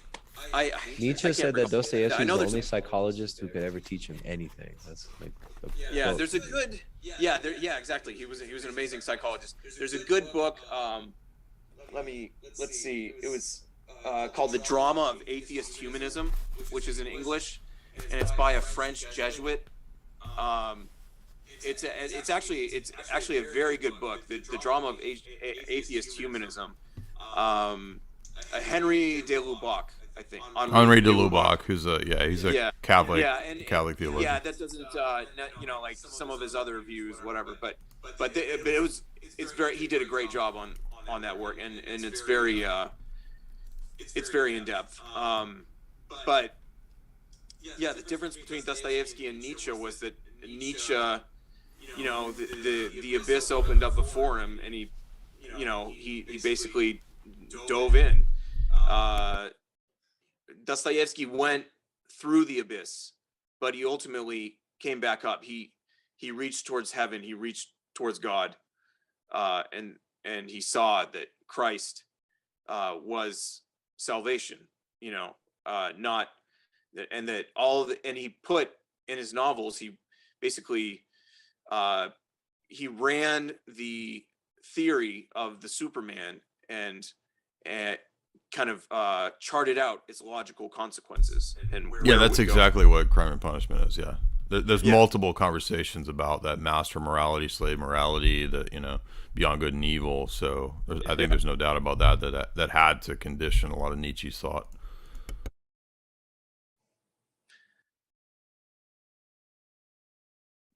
I can't hear. Mark, there's also The Idiot. Should we? Is that a novel that you're familiar with? Yeah, it's been a while since The Idiot. I can't. There's some interesting stuff in there. Some Slavophilic, and then some. What the thing that about The Idiot that really sticks out to me is just how it very much resonates with contemporary events, but how Prince Mushkin, he calls Europe a cemetery, and that Europe is like a cemetery, and all the gravestones, meaning European civilization, and those gravestones are dear to Russians, but it's dead, and the great culture and civilization that had been is over. And to me, that really that stuck out most of all in The Idiot. But yeah, it's been a while since that too. So that line from Prince Mushkin about the European cemetery, and how European civilization is basically dead, and that Russian civilization would go its way, and in Dostoyevsky's conception, that would be under the banner of Christ.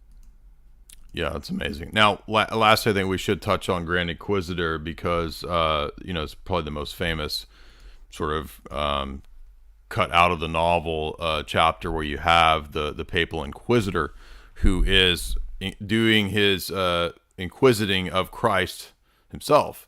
And what's amazing about that section is that this chapter is prophetic, because it's almost like it's charted the course of the Roman Catholic Church, especially with the rise of the papacy in the second millennium of Christianity. And you basically have the papacy telling Christ, more or less, that we don't need you anymore. We've basically established this kind of earthly kingdom, the Roman Catholic Church.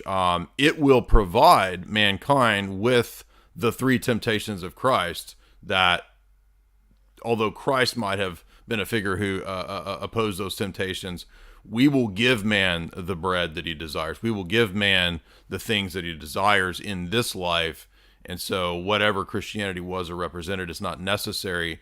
And that's very closely connected to the revolutionary promise and ethos, because revolutionaries, especially the communist Marxist ethos, it comes out of, even historically, scholars will admit this, Joachim come Fior, the late medieval movements that were, communal.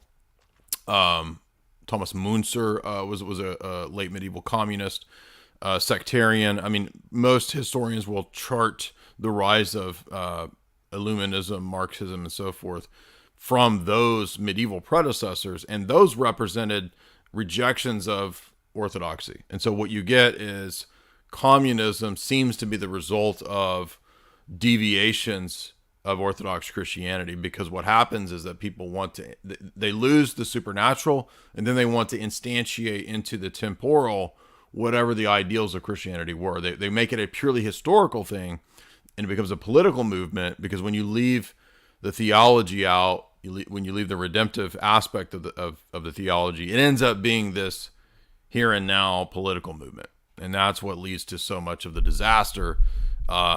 And so we can see both the critique, I think, of the communist ethos in the Grand Inquisitor, as well as a prophetic critique of, in my view, the decline of the papacy. And boy, is the Grand Inquisitor chapter prophetic nowadays, post-Vatican II, especially with somebody like Francis. I mean, it's almost like prophecy, in my view.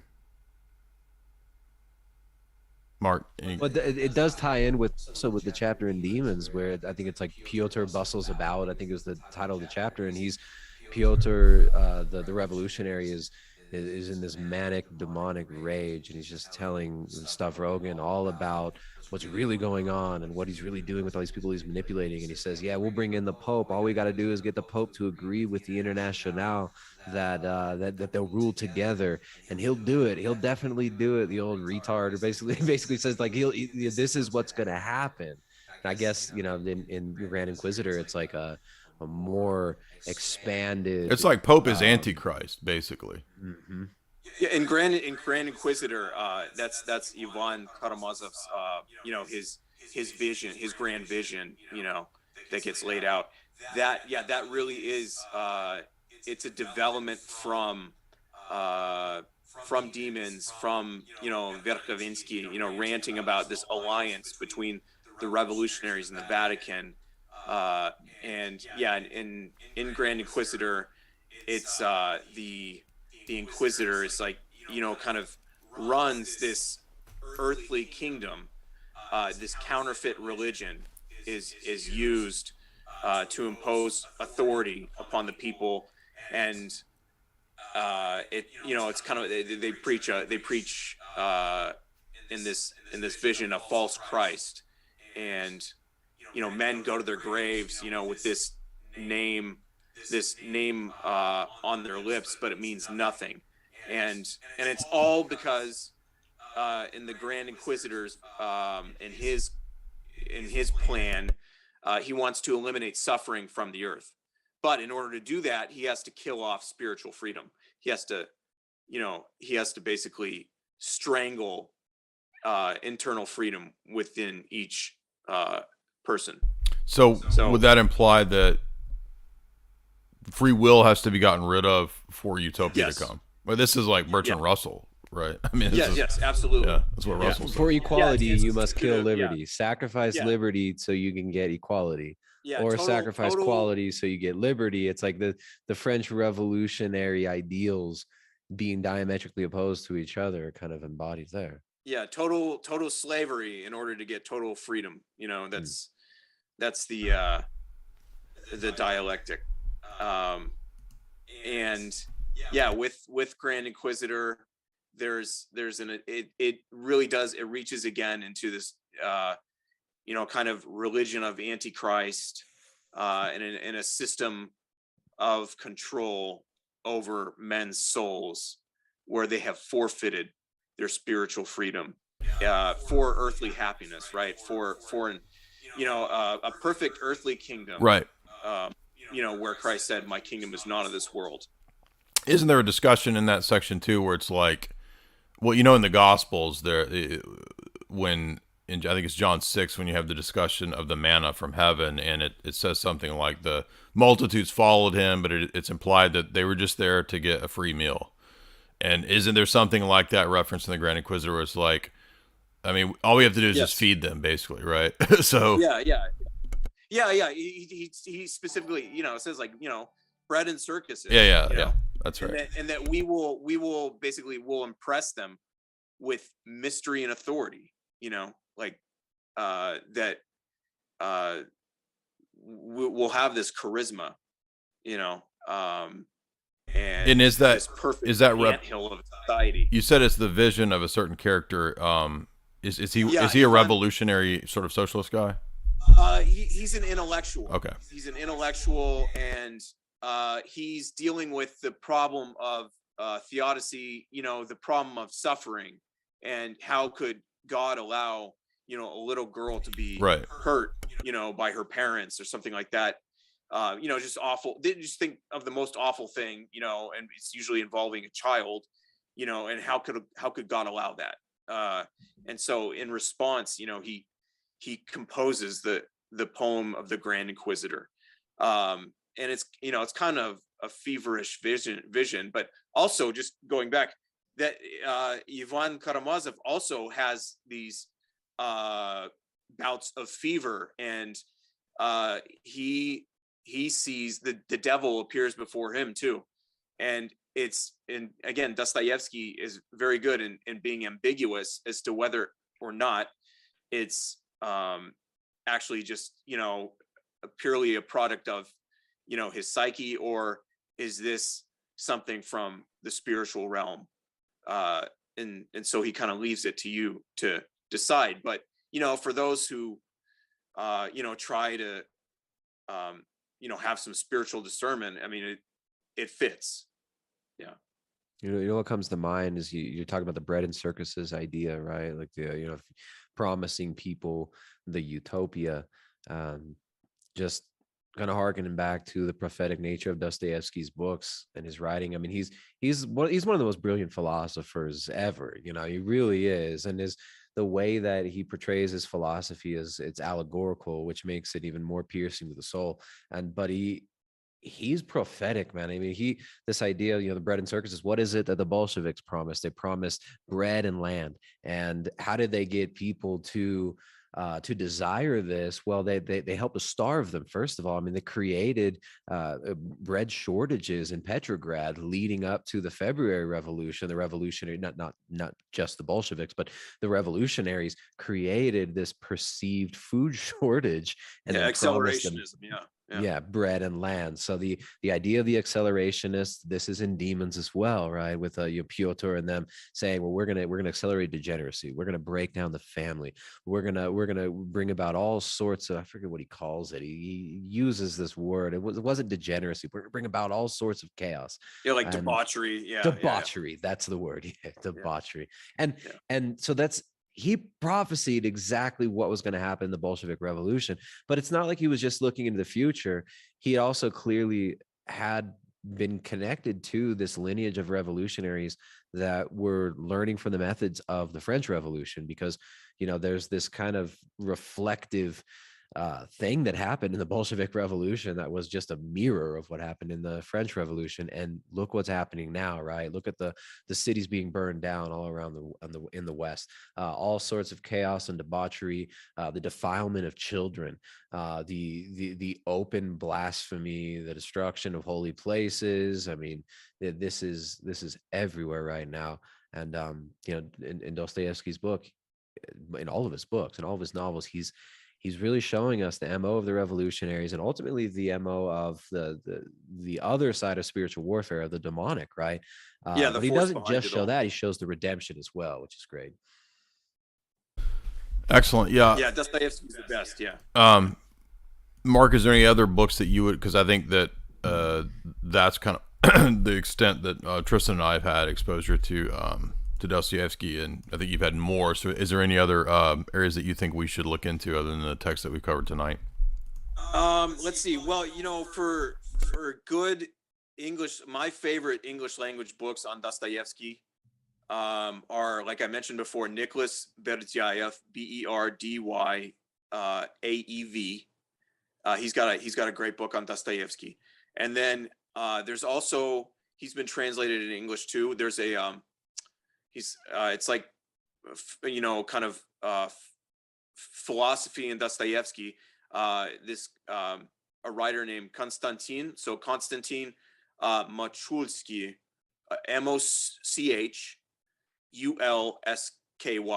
and his work should be available in English. And it's an amazing. He's got an amazing book, that covers each of Dostoyevsky's major works and all the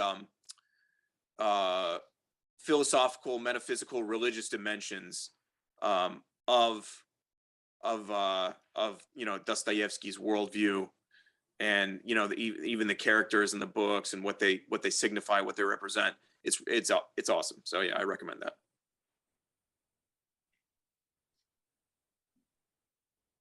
Oh, we'll save it for maybe a future discussion or podcast. That you had translated a 2-part essay on Dostoyevsky and Platonism. I put that into the chat for everybody. There's the part 1. You can find the part 2 there as well. But that might be good for a future discussion as well, because I read that back when you posted it, but I'd have to go back and sort of refresh myself on that. But yeah, and that comes from a book by a guy named Bachinin.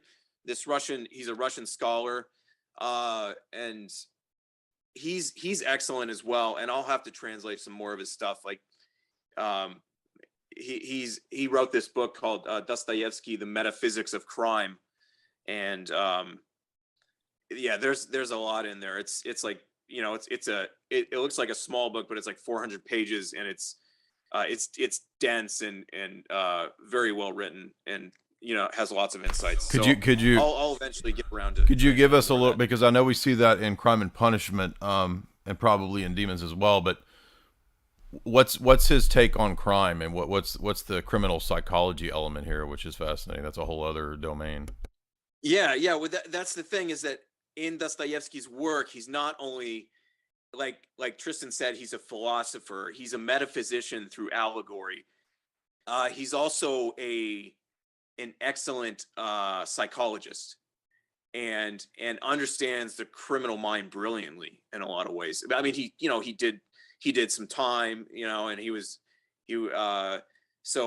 he met plenty of hardened criminals, and criminals of different types, including, not just bandits, but ideological, political revolutionary types.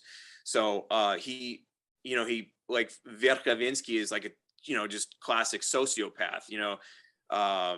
He's very glib, superficially charming, uses people as objects in his schemes.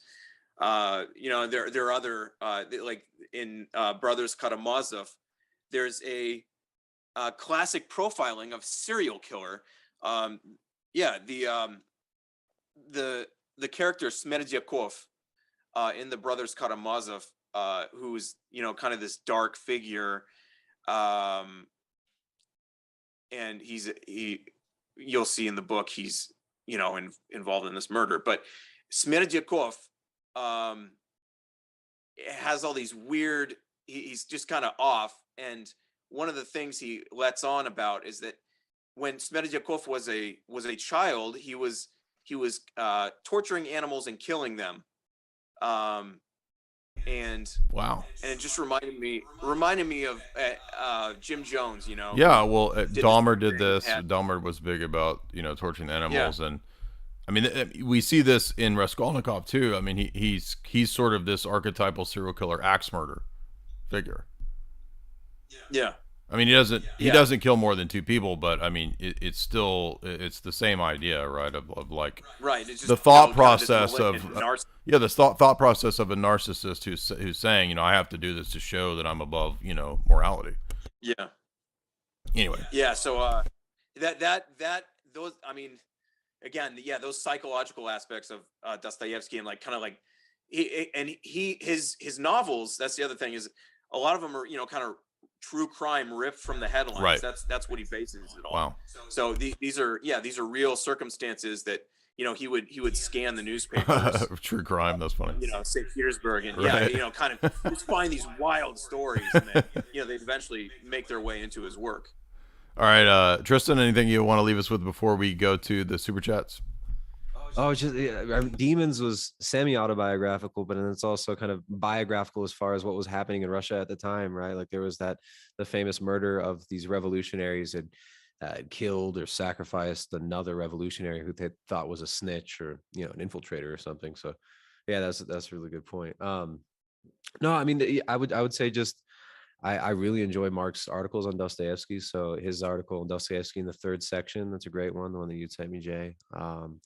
Everything over at Soul in the East on Dostoyevsky that I've read so far is fantastic. I'm gonna get into Brothers Karamazov more in the next couple of weeks. I'm on like 30 pages in on it right now, and I've read The Grand Inquisitor but a few years ago. So yeah, I think people should check out the Demons lectures. I did 2 lectures on demons and might do a third. I mean, it's such an amazing book. There's so much there. Every character is incredibly well developed and representative of kind of these archetypal either intellectuals or reactionaries. Well, I love that he goes after the hubris, the pride of the the intellectual strata, right? I mean, they're yeah. Well, when he uses the word intellectual, he means like a goober. Like right. He sees these intellectuals as delusions. Like foolish. Yeah, delusional, pompous. I mean, Stepan Trofimovich is a great character. He's like a fop. Yeah.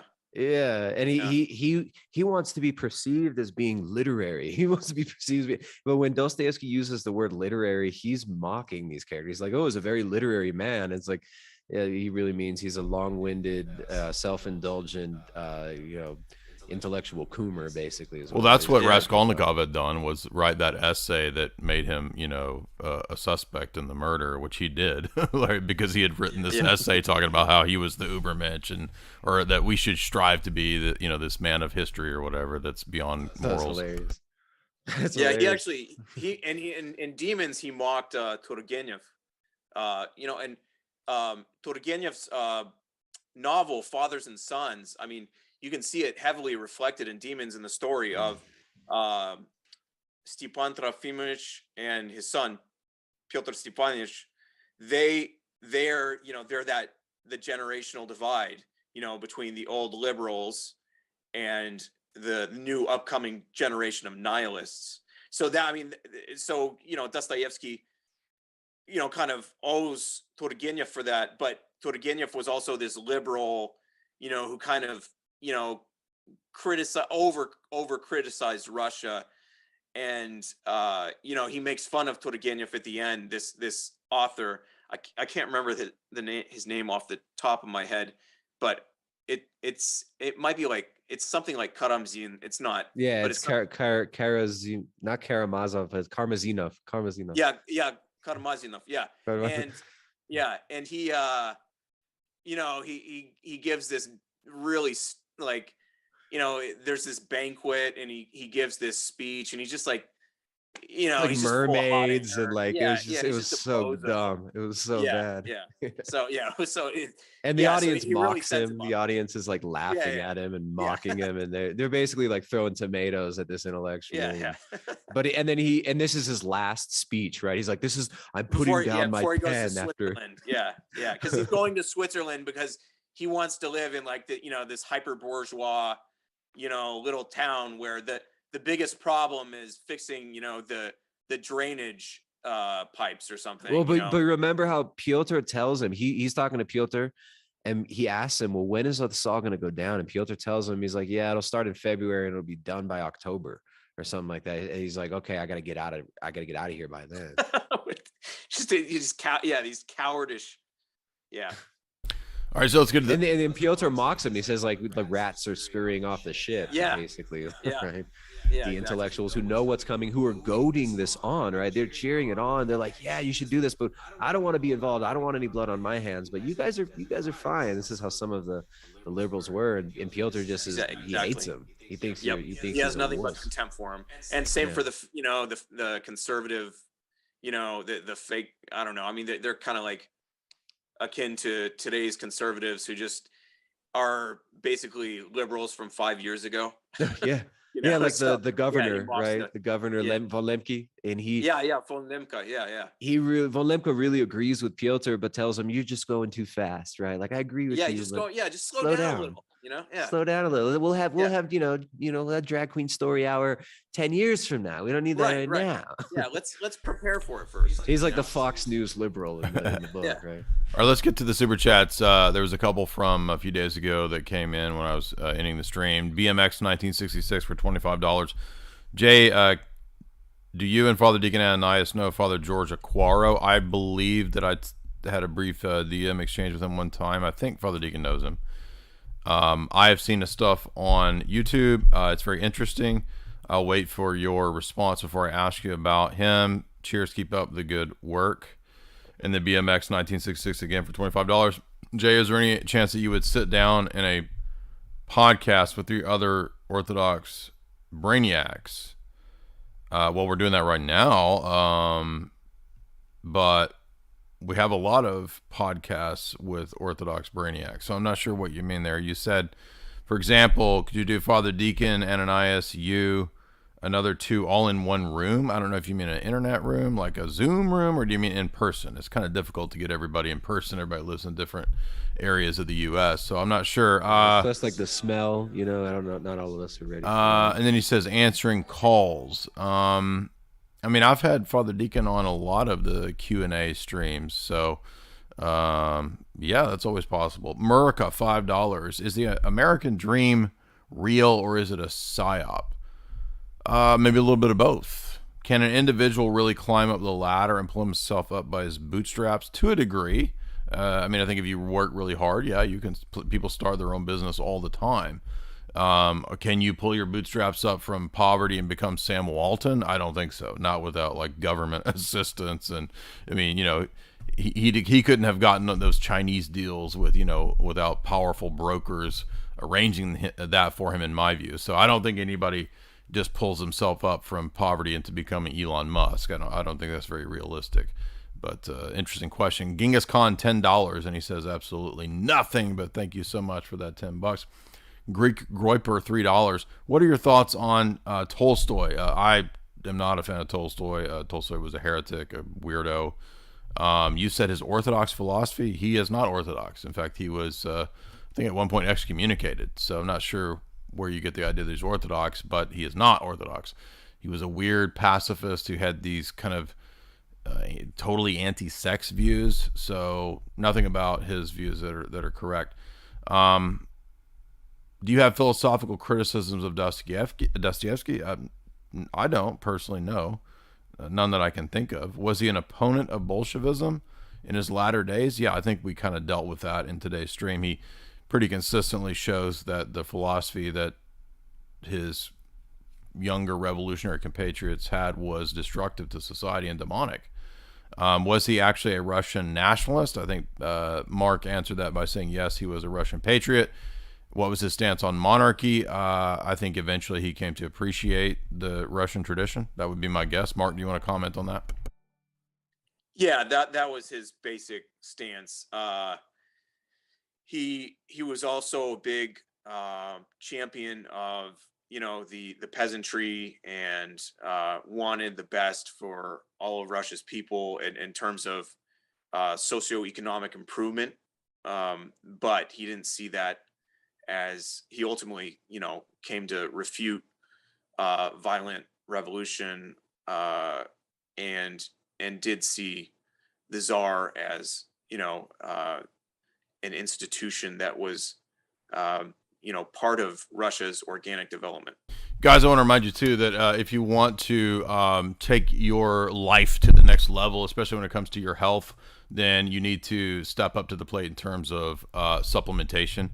I've definitely benefited in the last several months from Chalk.com. That is the show sponsor. That's CHOQ.com. If you head over to their website right now, you can get access to some of the best supplements in terms of cold-pressed organic adaptogens. Our food now is nutrient depleted.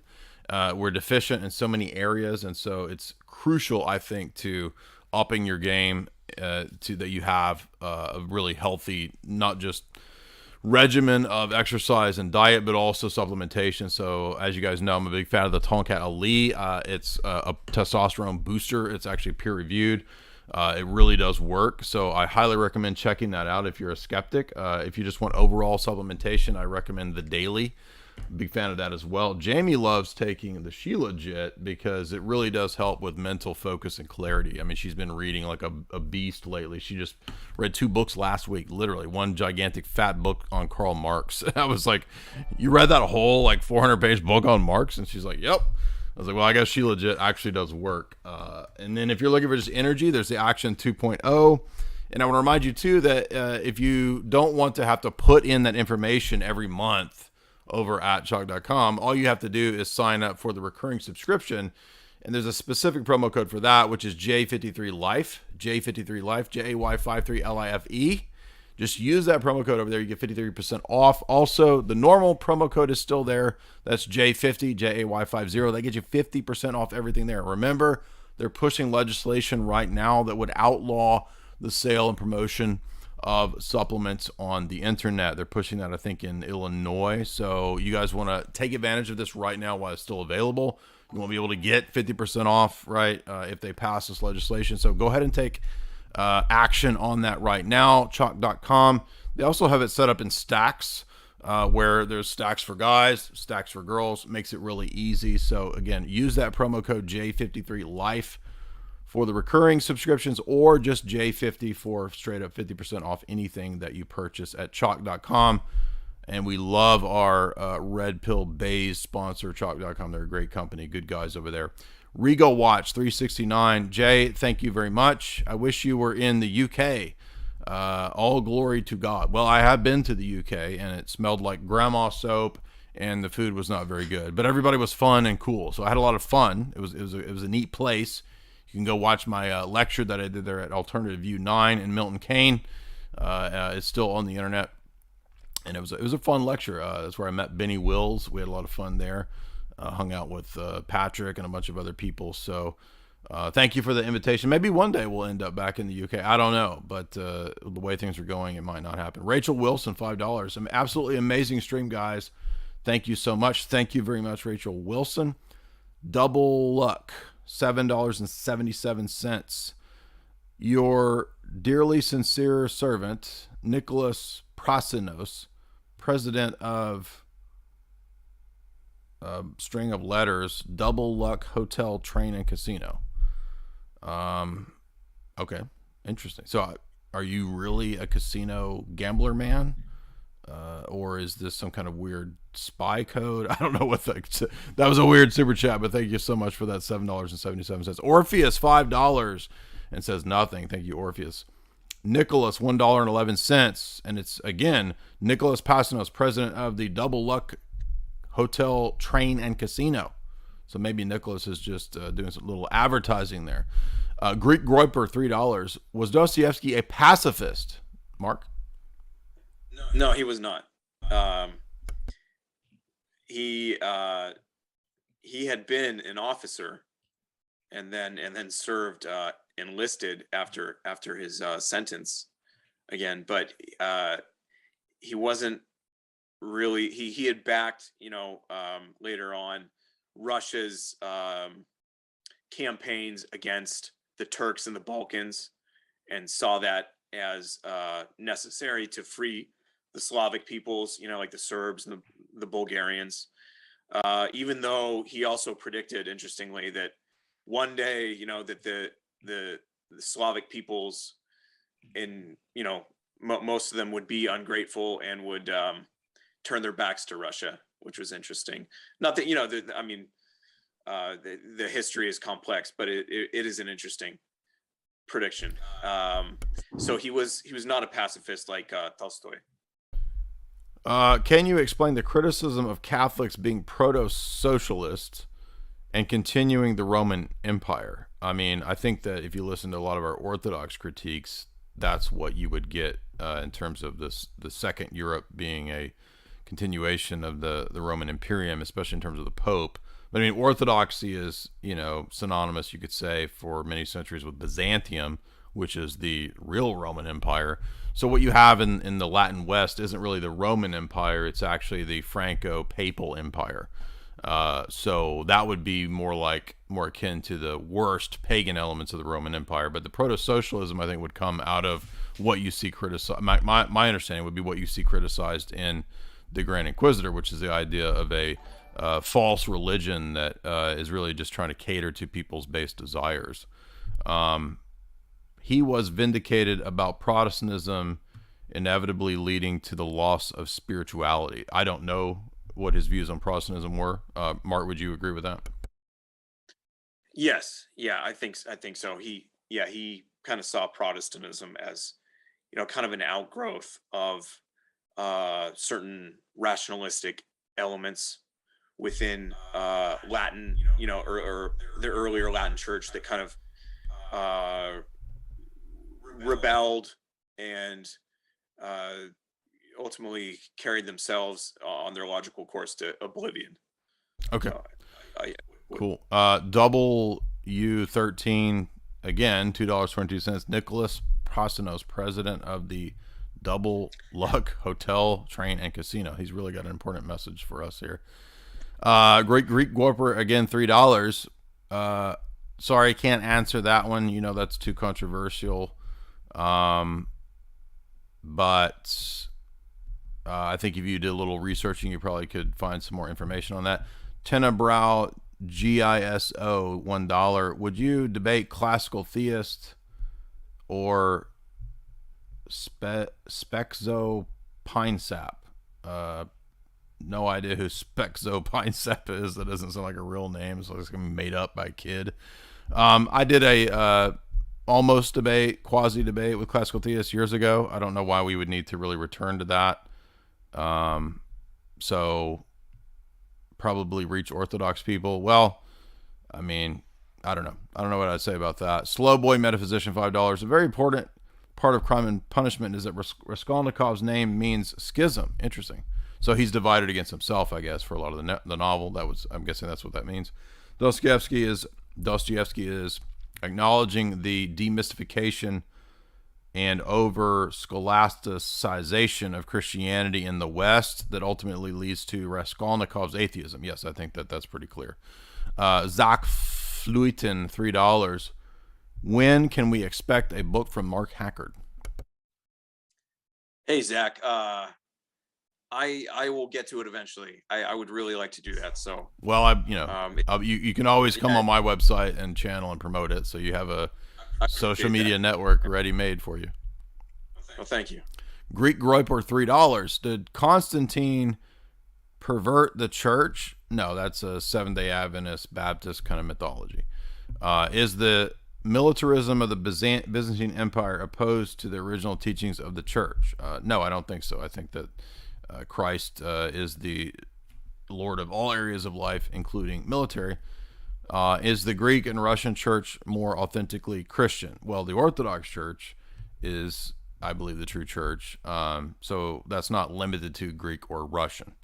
Greek Groiper, $1. In your opinion, who are the best monarchs in the Byzantine Empire and the Russian Empire? I don't have a list. I mean, we have some saints, so they would be the ones that are sainted. I mean, Tsar Nicholas is sainted, so any of the saints would be the best. I don't have a list of favorites though. Greek Groiper, $1. I haven't watched your video on church and state. Do you believe the Byzantine Empire at any point of history was the ideal state on earth? No, I don't think there's any ideal states. I think the Byzantine double-headed eagle symphonia model is the model that divine providence eventually accepts in the history of the church. There's no ideals in history per se. Is there another nation that you would prefer? No, I don't have any. I'm not a LARPer, so I'm not going to pick out coolest ideal states. I just don't think that doesn't really make much sense. What about your favorite races, Jay? Like favorite, least favorite races? You have, asking everyone $5. What is the most rewarding part of creating content like today's stream? basically milking money from pay piggies. That's really the only reward. Everything for me is just monetary fulfillment significance. Number 2 would be beating Tristan in terms of the promo code, topping him in any monetary way. That's really the only rewards that I'm looking for in life. That's what it all comes down to. Tristan, is that the most rewarding element for you for live streams? Well, I mean, subtly insulting Jay, taking out my insecurities, venting and projecting them on other people. I mean, it's the only thing I would say tops it would be emotional abuse of my family. Just subtle emotional abuse of Jay is incredibly fulfilling. So, okay, awesome. Yeah, just by the way, the real promo code, if you guys want to see there's the real promo code for Chalk is at the bottom. I'm gonna go ahead and mute Tristan. You're not really coming through right now because there's a real we're getting a lot of static from you, I've heard Tristan. That maybe there's a lot of static coming through, so we can't really hear what you're saying right now. So Jay's muted. Jay muted himself. Or am I muted? Yeah, there's a lot of static there. I don't know what you're talking about. We got to move on, Jay, though. You just muted yourself. We're limited. We're limited in our time. Rushing $5 for Mark. Here's a question: are Dostoyevsky's books more rewarding if they are read in the original Russian, or do you think that English translations are spot on? I think the English translations, from what I've seen, are pretty good, but reading in the original is a little bit more rewarding because you have a little bit more cultural context, and the language flows. So you can kind of, if you zoom out a little bit, you get a sense of the art even more. So if you want to study Russian, by all means do, and someday you can read it in the original, and it's awesome. But if you don't, that's okay. Like there's still some excellent translations out there. How long do you think it would take for somebody to maybe be able to read something like on the level of Dostoyevsky? Years of studying Russian. Do you think that? I'd say probably around. I don't know, like the novels, and you have an area by you because like he writes in a certain sometimes poetic way, and there's words that you're not going to come across often. But I'd say probably like 4 or 5 years. You can get fluent in Russian. Depending on how immersed you are, but it can be like it can take a few years, like 2.5 if you're very immersed, like 3 years. I mean, if you're over there, it's the best. You can get fluent very quickly. But if you're studying it academically, it can take a few years. Yeah. And then being there is the best, or just having talk to every day is the best way to do it. Yeah. If you don't mind, like what aspects do you think we would miss by not getting the actual Russian? What gets lost in translation, if anything? Just some word, the way the words work, and the sometimes cultural associations or cultural contexts and their backgrounds, so that can sometimes get lost when it gets switched over to English. Not all the time, but and so, people who are good, hey, like this, in the original, this has this context or meaning. But there's something about language, like poetry or as art, that when it's in the original, it's like the fullest picture, and it's a thing of beauty. I mean, so it's kind of it's almost kind of an aesthetic thing as well. But it's still incredibly rich in English. So yeah, it's not like what's his name? People who can't read it, they're not like missing anything huge, but it's still fun. Nabokov said that he hated the translations. What was it? The original translation was Constance Garnett. Yeah. Nabokov despised them and said they're like not even worth reading. He said that she tries to turn everything into like a Steinbeck or Hemingway style prose. Yeah, it depends on the translator, Yeah, so that too. All right, And so go ahead. Oh yeah, from what I know, the Volokhonsky versions are pretty good. So I forgot that there was more to asking everyone's question. I missed the rest of it. That was a joke, by the way, about Pay Piggies and all that. That's a song. That's my hit single that is out. By the way, you can access my hit single. I have actual piggies that I butcher and eat. So those are my Pay Piggies, and of course I'm still jealous of dating. Tristan lives in a third world country. They basically trade live. I literally eat my. When you go to market, basically you take pelts and they trade them for pigs. So he's literally talking about purchasing pigs with animal. What I'm saying is, like, in a way, I get to eat my Pay Piggies. Jay, you only get to eat with the money that your Pay Piggies gave you. I eat my pay. I drink your milkshake and I eat my Pay Piggies. Well, my milkshake brings all the boys to the yard, and they're like, it's better than y'all's. Where was that? Oh, the rest of that question was, what is the most rewarding part of creating content? Is it researching the material, collaborating with people, engaging with slow boys, getting Pay Piggies, asking everyone in the stream? So the question is to each person what they enjoy most about collaborating with people. I would say that all of it's fun. I really enjoy being my own boss. That's the main thing that is enjoyable for me. It's rewarding, I think, to give people value, content that they value that helps them. Those things are very rewarding. It's fun to work with people. It's fun to just clown around and act like an idiot on the streams. All of that is fun to me. The subject material, all the stuff that we cover, it's all kind of equally, interesting and entertaining to me. Tristan, what do you enjoy most about content creation on the internets? I'd second that. It's all fun. I like when people. I enjoy when actually help people. Kind of. It's weird. Like, 'cause I've met people and they tell me like, oh dude, like I used to be fat and lazy, and it's funny, like, to somehow be able to help somebody you never met. But yeah, in the moment, the most enjoyment I get is actually speaking with people like Jay and Mark, and people whose ideas people who I think are worth listening to. I get to talk to them, not just listen to them. So I like that part of it.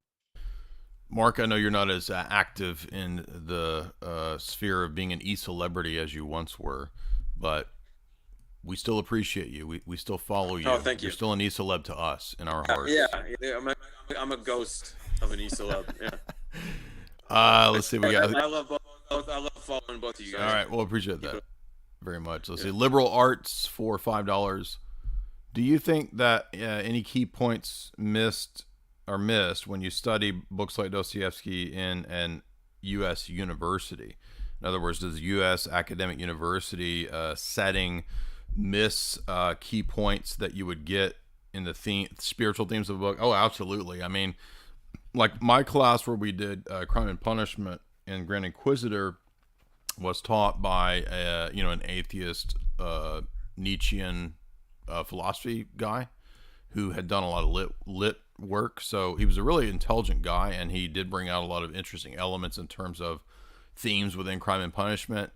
But you're definitely not going to get much to do with orthodoxy or anything like that. So you'll get a good literary critique, but there will be gaps, I think. But I don't know whether you would necessarily get that in any modern universities. In other words, all modern universities would probably be susceptible to the same kinds of atheism and liberalism. But Mark might could speak to that. He might have had classes on Dostoyevsky that were exceptional. I don't know. Yeah, it really depends on the professor. You could be lucky, or you could be stuck with someone who's not, who's missing out on the metaphysics and some deeper issues. I had my professor who kind of introduced me to the depths of Dostoyevsky's thought. He's an Orthodox Christian, a Russian guy, actually a Soviet gymnast who came over during the war, and he's a brilliant guy. Was the movie Jim Cotta about him? Yeah, he was actually in Jim Cotta. He was the Russian bad guy. In Jim, when they were fighting the ninjas, in the mountain. That's a true story. Jim Yeah, Cotta. yeah, it's based on. It's like Frank Duke's. Based on true events, Bloodsport. Bloodsport's a true story, right? Van Damme, based on Frank Duke's. Yeah. All right. Well, thank you guys so much. Again, guys, Mark's work is in the show description over at both Soul of the East and espionagehistoryarchive.com. Tristan's work is over at his channel, Primal Edge Health. Of course, if you sign up for Rockfin, you can also get access to both my and Tristan's premium content, as well as many other really hardcore, deep researchers. You got Whitney Webb, you got Richard Grove, you got everybody over there. Now Eddie Bravo's over there. You got Sam Tripoli. You got all kinds of people over there on Rockfin. I'm a huge fan of Rockfin. They've been really good to us as content creators. So make your way over to Rockfin and get that full-on subscription. One last super chat from Zach Fluiten for $5. Jay and Tristana, we want a rap battle right now. No, I'm sorry. Even though you gave me $5, I've been talking for, we've been going for over 2 hours. I had work I had to do earlier today too, so I'm kind of worn out. I cannot immediately go into an improv. But I put out. So no, Tristan. Before it even starts, no, I put out two for the record, two hot singles. Tristan has none. I put out 2 hot singles in the last month. Tristan has none. They're topping the R&B. I'm underground, dude. charts. All my stuff, it's interspersed throughout all these golden. You're so underground that there's no hits or songs. That's how underground you are. There's actually no content because it's so obscure. I have 2 chart toppers right now, so go listen to those. Again, I got to admit he admits defeat before the rap battle even happened. So we'll just leave it. All right, thank you guys so much. Everybody have a good night. If you would hit like and share, also comment below if you think that there's topics that we missed. Remember, we don't get algorithmic promotion, so you guys have to like and share this, promote this on your social